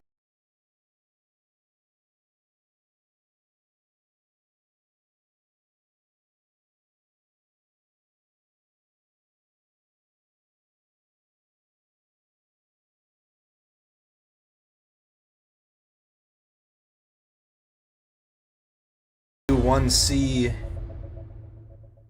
Gray Eagles, which if you enjoyed this video, don't forget to like. Thank you. MQ1C Gray Eagles, which are an upgrade from the Predator drones. So we're sending upgraded Predator drones and these HIMARS systems as part of the next aid package. What do we got here? Massive chemical cloud after Russian artillery hits a chemical plant in Severodonetsk. This is that chemical plant that we were talking about. I'll show you guys on the map exactly where this is. This is Severodonetsk. Let's go to the east. In this little cauldron of village. Oh, come on now. There we go. Severodonetsk is in here. It's to the northeast of Lysychansk. Directly northeast, right on the other side of the Donetsk River. Це ёбнуло, That would be scary as hell. I don't care. If I saw that in the sky, I would run, dude. Що? Что-то на селитру похоже, блядь. А що це за хуйня? Look at that, just like in the sky. And what are they gonna do though? Хімія якась, типа, да? Хать не советуется. Вона може траванути якось жорстко, да? Может, блядь. Я что за протики говорю, что, блядь. Я ебу.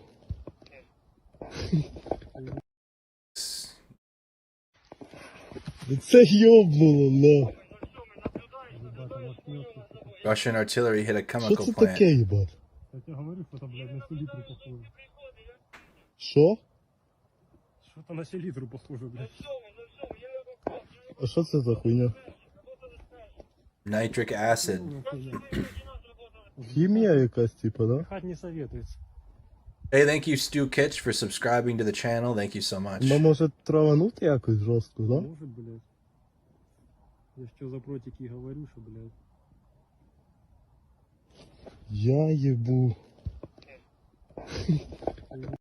Wow. So that's, again, a massive chemical cloud. So here from President Zelensky, Ukraine is losing 60 to 100 soldiers per day as killed in action and around 500 soldiers as wounded in action.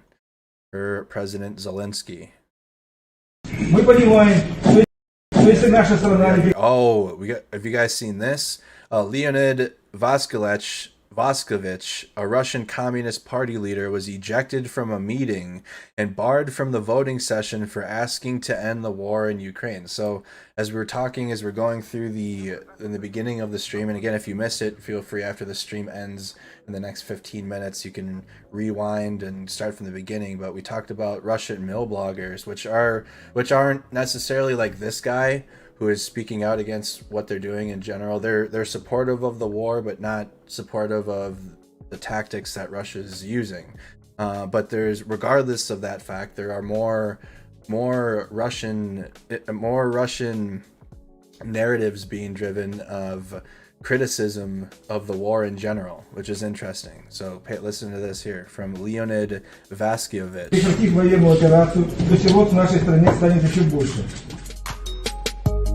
A Russian official was branded a traitor and ordered to leave a legislative meeting. Also, fire bombings of their conscript buildings in Russia. That's also occurring more often as well. Some of their conscription buildings.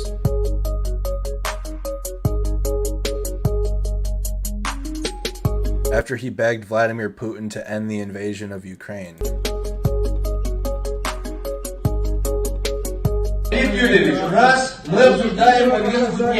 Almost 3 months since the start of the military operation has shown that it is impossible to succeed with military means. If Putin continues, it will inevitably lead to an increase in numbers of killed and wounded servicemen. Vaskyevich and his colleague Gennady Shulga were reportedly ejected from the meeting and barred from voting in the session. Likely taken to the gulag after. Rest in peace to this dude. Yeah, literally panic, literally.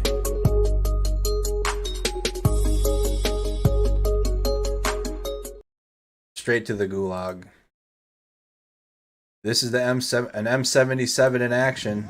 The howitzers.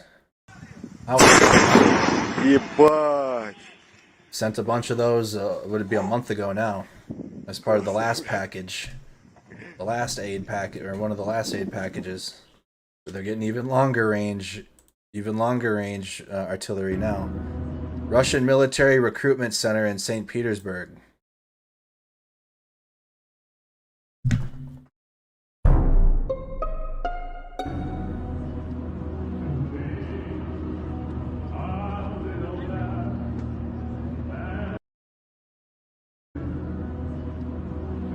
Join the Russian army, get killed. We got a balloon guy out there. What the shit? A Ukrainian artillery bombardment of a Russian. We saw that. That was earlier in the stream. That was a very detailed clip there of the Russian armored column getting destroyed. Russian tank burning after being ambushed by Ukrainian forces.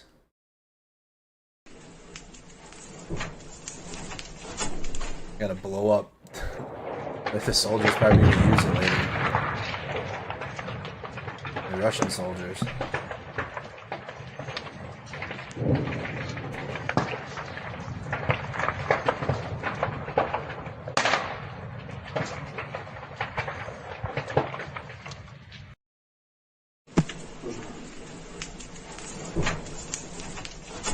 So you gotta, according to the video description, the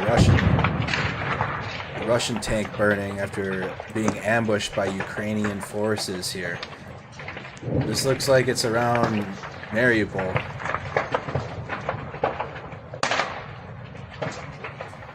Based upon just what we're seeing in the video, this looks near Mariupol. Here you got a Ukrainian soldier in a firefight, was hit but saved as the bullet bounced off of his gun. Look at this one, y'all. П'ятого поверху, блядь. Ні, ви п'ятий поверх їбали. I seen this clip a little earlier. Там є хтось наший? Але за будинком, так? Але за будинком. First of all, never do that. Okay?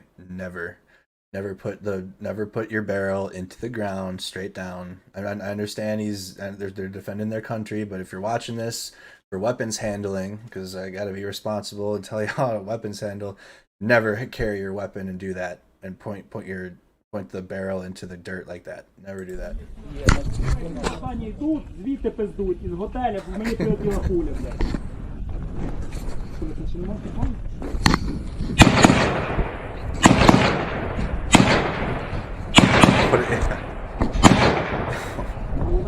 Very bad advice, Montes. Very bad advice.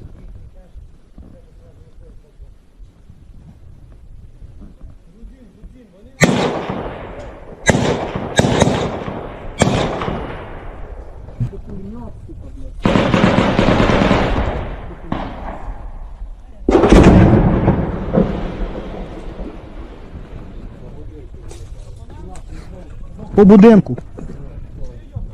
Ні. А їбу, хто йобнув, по будинку в'їбали, там, тому.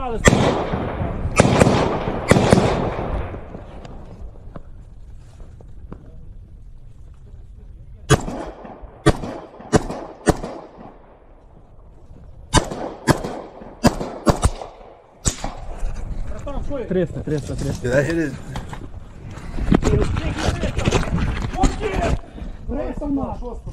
Тихо, спокійно, все нормально. Все нормально. Все нормально. Wow. Why was he shooting? Why was he shooting right hand around the corner though? He had his whole body exposed out around that side, around that corner. Yeah. Because he was shooting right-handed around a corner, around a left-handed corner. Look at that thing, saved him.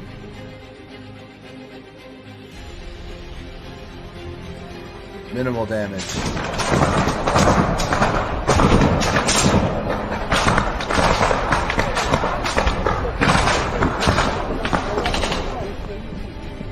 Bounced off his vest.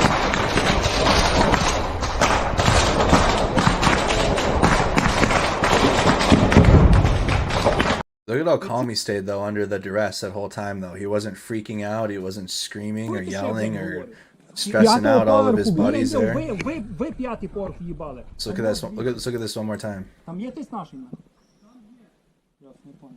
Але за будинком, так? Probably want to go left-handed around that corner though, huh? Keep your body like he is right here. Like he's left-handed here, keeping most of his body on the behind the wall. And then he goes right-handed and has most of his body exposed, which I don't know what that was. I know why he did that. He gets hit when he goes right-handed. And most of his body gets exposed when he sticks out. When he does this. I don't know why he did that. But you definitely train though under stress for sure, Kevin.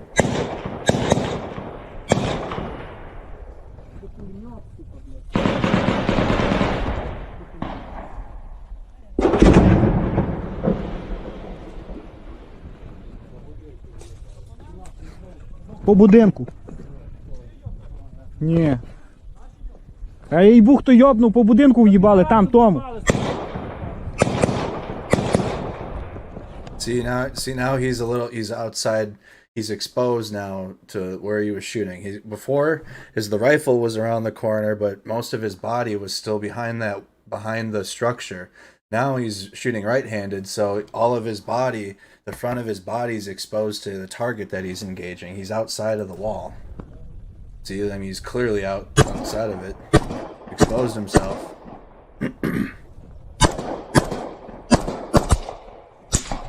That's when it hit him. It bounced off right there. It bounced off of his chest plate right there. One more time. Right there, he was hit. Right off of his chest. 300.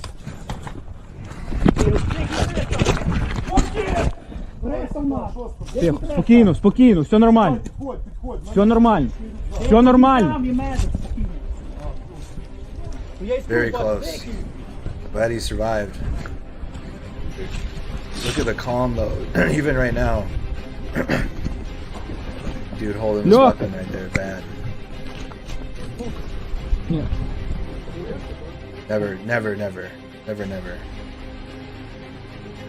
But very calm under duress there.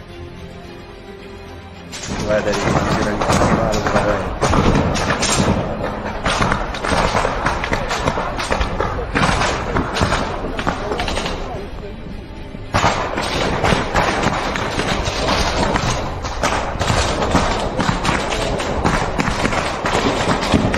Glad he's gonna come out of that all right. What a close call.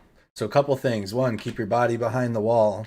Two, proper handling of your firearm. Don't ever hold it with the buttstock with one hand and the barrel into the ground.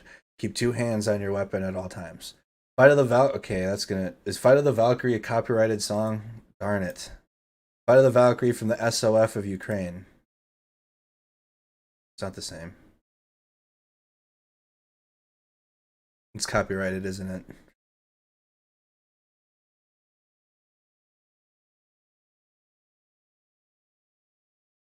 He also probably kept himself a little exposed too long, sitting there firing.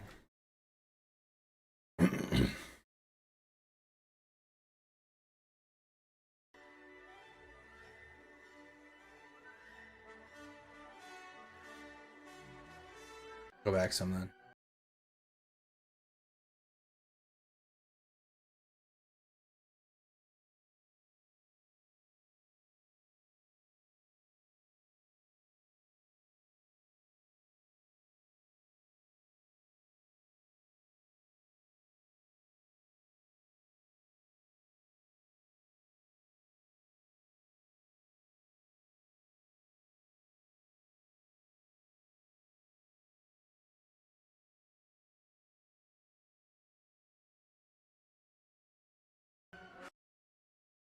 Fight of the Valkyrie. So that's what are those S300, not S300 drones.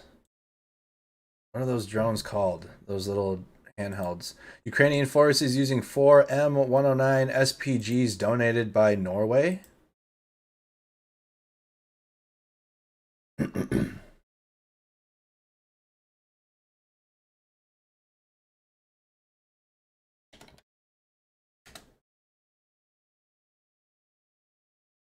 The Switchblade drones. Thank you. The Switchblades. But there's two different Switchblades. That one's the pocket one that goes in your backpack. There's also a bigger version too that a whole crew can use. It's like there's the 300 series and the 600 series for Switchblades. The 300 series, obviously, that's the handheld, or the one that could fit in your backpack. All right. Here we got shells hit Mykolaiv residential building. I'll show you where Mykolaiv is on the map.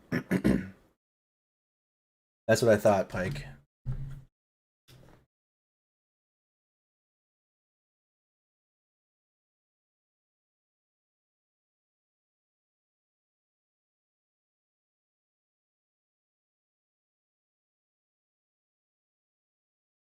No audio here in this clip. Hey Marie, how you doing?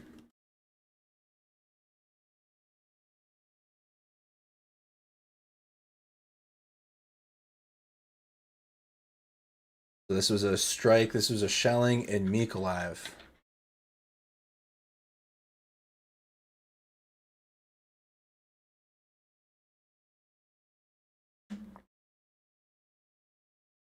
Here's Mykolaiv on the map. So you know where it's at. It is to the west, northwest of Kherson. Ukrainian controlled, Ukrainian city. Whereas Kherson is Russian controlled, Russian occupied. And there's fighting back and forth. Ukrainian counteroffensives are becoming more and more successful here. And there's concern for pro-Russian people that support the war. What Russia's doing, they're getting upset, pro-Russian mill bloggers, because Ukrainian counteroffensives are getting very successful to the northeast and on the southern axes, where Russia's moving all of their troops and all of their focus here in the Donbass to the east in Severodonetsk. So it's like they're going after small gains, small bigger gains in the short term, and they're not seeing the bigger picture of all of it, which if you're looking at it in terms of Russia's invasion, their decision making just on all fronts is not good. Not only that, but all of the villages and towns that they are occupying and taking, they're doing scorched earth. So they're destroying all of the infrastructure or resources that you would if you were going to invade a country or invade a piece of land for what you want it for, or for what the resources that it provides. they're destroying that too. So none of their plans or none of their moves make sense. There, that's the best way to put it. None of their moves are making sense, and there's growing. How should I put this? There's open criticism of the Kremlin in Russia from those that are on the Russian side that support the war, and there's growing criticism of decision making, which, if you've been following this war or know anything about Russia, that's a no-no. You can't criticize the Kremlin or the government in Russia. You'll get sent straight to the gulag. But there's more and more people doing it. Millions of children suffered as a result of Russia's war against Ukraine. Save Ukrainian children on the occasion of the Children's Day. During the 90 days of the full-scale war in Ukraine, 48,321 babies were born.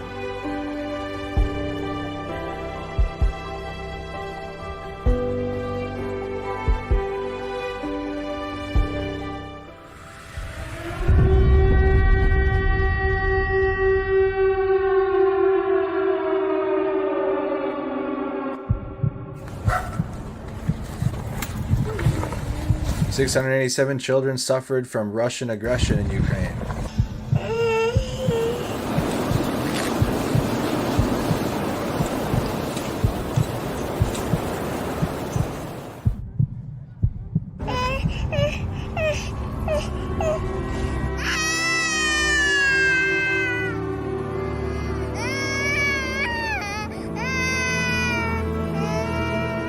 $243 children died as a result of Russian war crimes. As of the morning of May 21st, 2022, Russia had illegally deported 232,480 children to its territory. The exact number of children by Russian soldiers is unknown. The 6-month-old girl was the youngest child who was by Russians. The youngest boy, who was by the 2 Russian soldiers, was 1-year-old. He died. The Ombudsman for Human Rights in Ukraine. You guys can read that.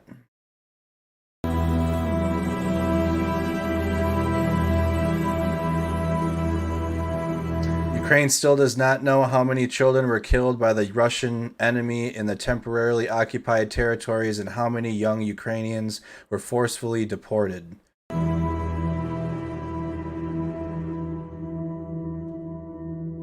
Disgusting. I hope they all get held. Ukraine's holding war crime trials. I hope they all get held. All of the Russians that are being held for trial. I don't trust the International Criminal Court at all, so I'm hoping that Ukraine holds their own trials and continues to do so. That's gross. Members of the Freedom of Russia Legion that fights on Ukraine's side, the NB, the white and blue flag, captured this Russian battle tank in order to liberate Russia from Putinism.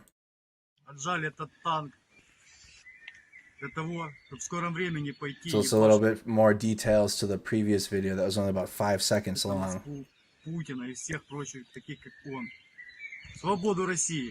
So it's a Russian unit that's fighting for Ukraine. Okay. Oops. Please, Videos from the early days. We saw that yesterday. Videos from the early days of the war. Go ahead, make sure you're subscribed to the channel. You're following the page. Zelensky, during the 98 days of the Russian invasion, 689 children were injured as a result of the occupiers' attacks.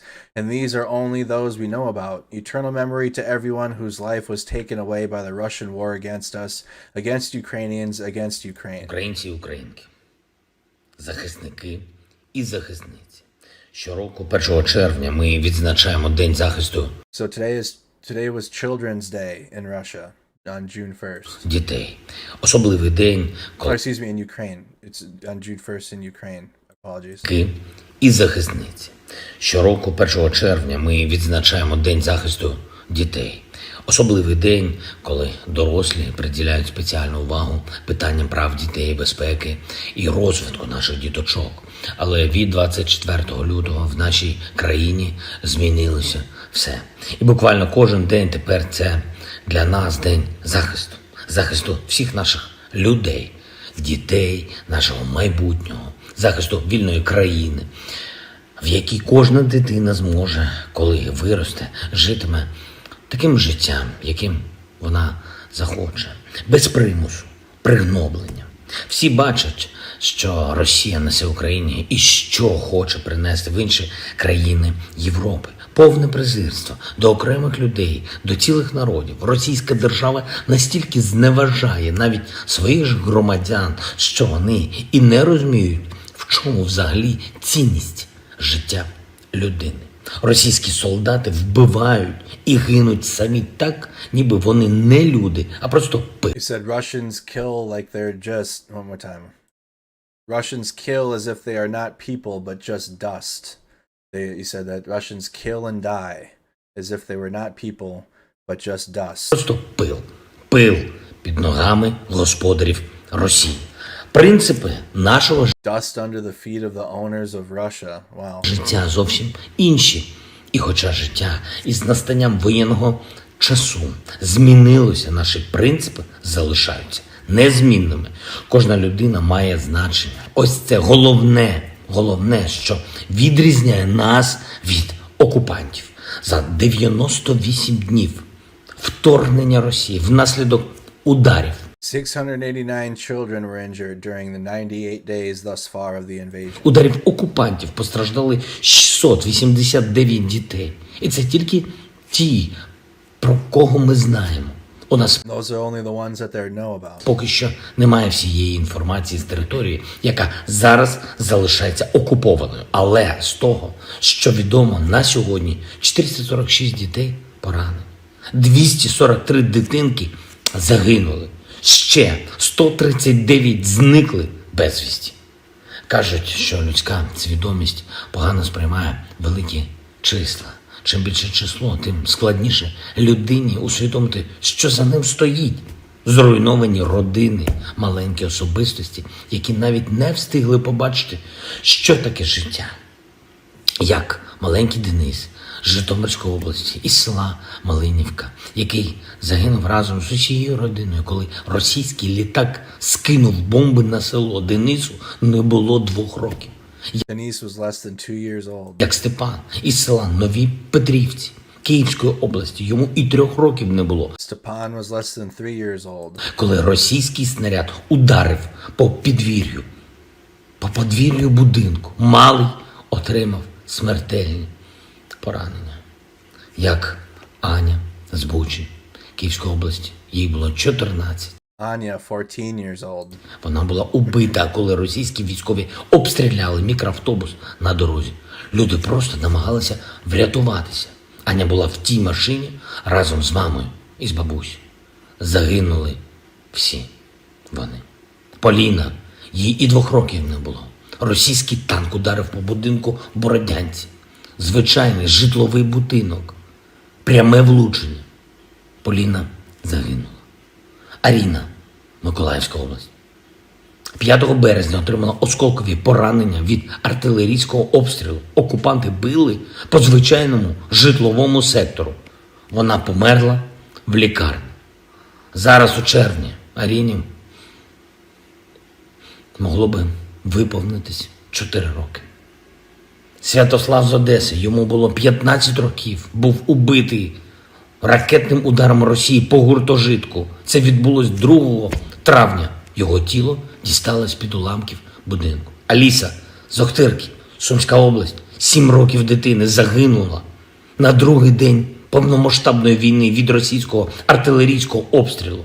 Окупанти били просто по житлових будинках. Микита з міста Ізюм, Харківська область. Йому було 3 роки. В ніч на 3 березня був убитий від російського авіаудару по місту. Загалом тієї ночі загинуло 9 людей. 2 сестри, Варвара і Поліна, з Маріуполя. Парвалі було 14, по лінії 11. Вони загинули від російського обстрілу житлового будинку. Я назвав зараз тільки десяток дітей зі списку 243. І це не просто цифри, кожна строчка – це окремий світ, який був знищений армією Росії. В цьому переліку є й ті, про кого взагалі нічого не відомо, навіть ім'я – 243 дитини. Вічна пам'ять кожному і кожній, чиє життя було забране російською війною проти нас, проти українців, проти України. Близько 12 мільйонів наших громадян змушені були покинути свої домівки через цю війну. Більше 5 мільйонів поїхали 5 million went abroad. за кордон. І абсолютно більшість з них – це жінки і діти. Зробимо все для того, щоб вони могли повернутися в Україну додому.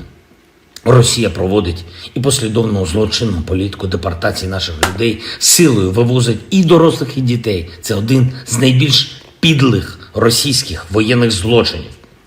Загалом зараз вивезено більше 200 тисяч українських дітей. Це і сироти з дитячих будинків, і діти з батьками, і діти розлучені зі своїми родинами.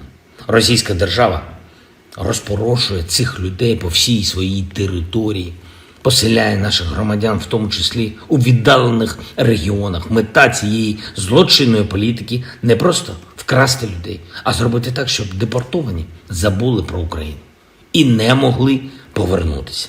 Але маємо знайти відповідь і на цей виклик, а також забезпечити, щоб усі, хто вбивав, катував або депортував українців, відповів за свої дії. Невідворотність покарання – це той принцип, якому Україна точно навчить Росію. Але передусім маємо навчити її на полі бою тому, що Україна не підкорити, що наші люди не здадуться, а наші діти не стануть власністю окупантів. Підписав сьогодні 2 нові укази про нагородження наших героїв. 380 учасників бойових дій, відзначені нагородами. Загалом від початку повномасштабної війни вже 17 086 захисників і захисниць України отримали ордени та інші нагороди. Завдяки усім, хто обороняє нашу державу, наші люди, наших дітей, ми можемо бути впевненими, що в Україні є, все є. Є майбутнє. Так і буде. Слава Україні! When President Zelensky, during 98 days of the Russian invasion, 689 children were injured as a result of the occupiers' attacks, and these are only those that we know about as a result of and these are eternal memory to everyone whose life was taken away by the Russian war against us, against Ukrainians, against Ukraine. That was June 1st. All right, so to summarize it all up one last time before we go for the night, and I hope you guys join us this evening. I do stream video games before bed on our Snack Squad TV YouTube channel, and we've been having like 80 people tuned in over there, so join our community. I'll be streaming Metal Gear Solid 5 and continuing our playthrough of the Metal Gear Solid gaming franchise. If you're interested, again, that stream will be right after this stream is over. Just hang out in the YouTube chat and you'll get teleported right on into the next stream. So just to summarize everything up from the day, key takeaways from June 1st. Russian forces reportedly made incremental advances north of Sloviansk, but likely have not been able to take control of the road into Sloviansk. Russian forces are attempting to advance towards Lysychansk in the south and west, but let me try that again. Russian forces are attempting to advance towards Lysychansk in the south and west in order to avoid having to fight across the Seversky Donets River from Severodonetsk, but are having limited successes so far. Russian troops have made incremental gains north of Advidka. Russian troops reportedly destroyed Ukrainian-built bridges over the Inhulets River near Davdiv Brid in response to Ukrainian counteroffensive pressure. Other highlights too: the Ukrainian counteroffensive in Kherson Oblast has gotten the attention of Russian forces in the area, and the Russians are scrambling to secure the vital ground line of communication the Ukrainians have threatened. That's in the Kherson Oblast. Russian mill bloggers are expressing growing alarm about the threat of Ukrainian counteroffensives in the areas Russian forces have deprioritized while concentrating on Severodonetsk in the east. Russian authorities are likely anticipating Ukrainian partisan pressure in the Luhansk Oblast, and Russian forces continue to undermine the economic viability of areas they are attempting to capture because they're just destroying them all, and it's scorched earth policy. All right, y'all. Thank you again so much for tuning in to the Night 98 coverage of the war in Ukraine. I'm your host, Andy Mercado, and thank you again so much for supporting Mercado Media, independent media. I couldn't do it without you guys supporting, reacting to the streams, liking the video, following the page, subscribing to the YouTube channel, the super chats, the super stickers, all of the support. Thank you guys so much for continuing to support in all the various ways. I'll be live again tomorrow with coverage of just breaking news and the latest during the daytime at noon for about an hour or two if you're interested, if you want to tune in during the daytime. And then, of course, our nightly coverage of the war in Ukraine at 8 o'clock Central. Join us right after the stream, as I was talking about it, for video games tonight. We're going to be playing some Metal Gear Solid playthrough if you're interested. Come on right over to Snack Squad TV on YouTube. Thank you guys so much for tuning in. Have a wonderful evening, and I'll see you tomorrow.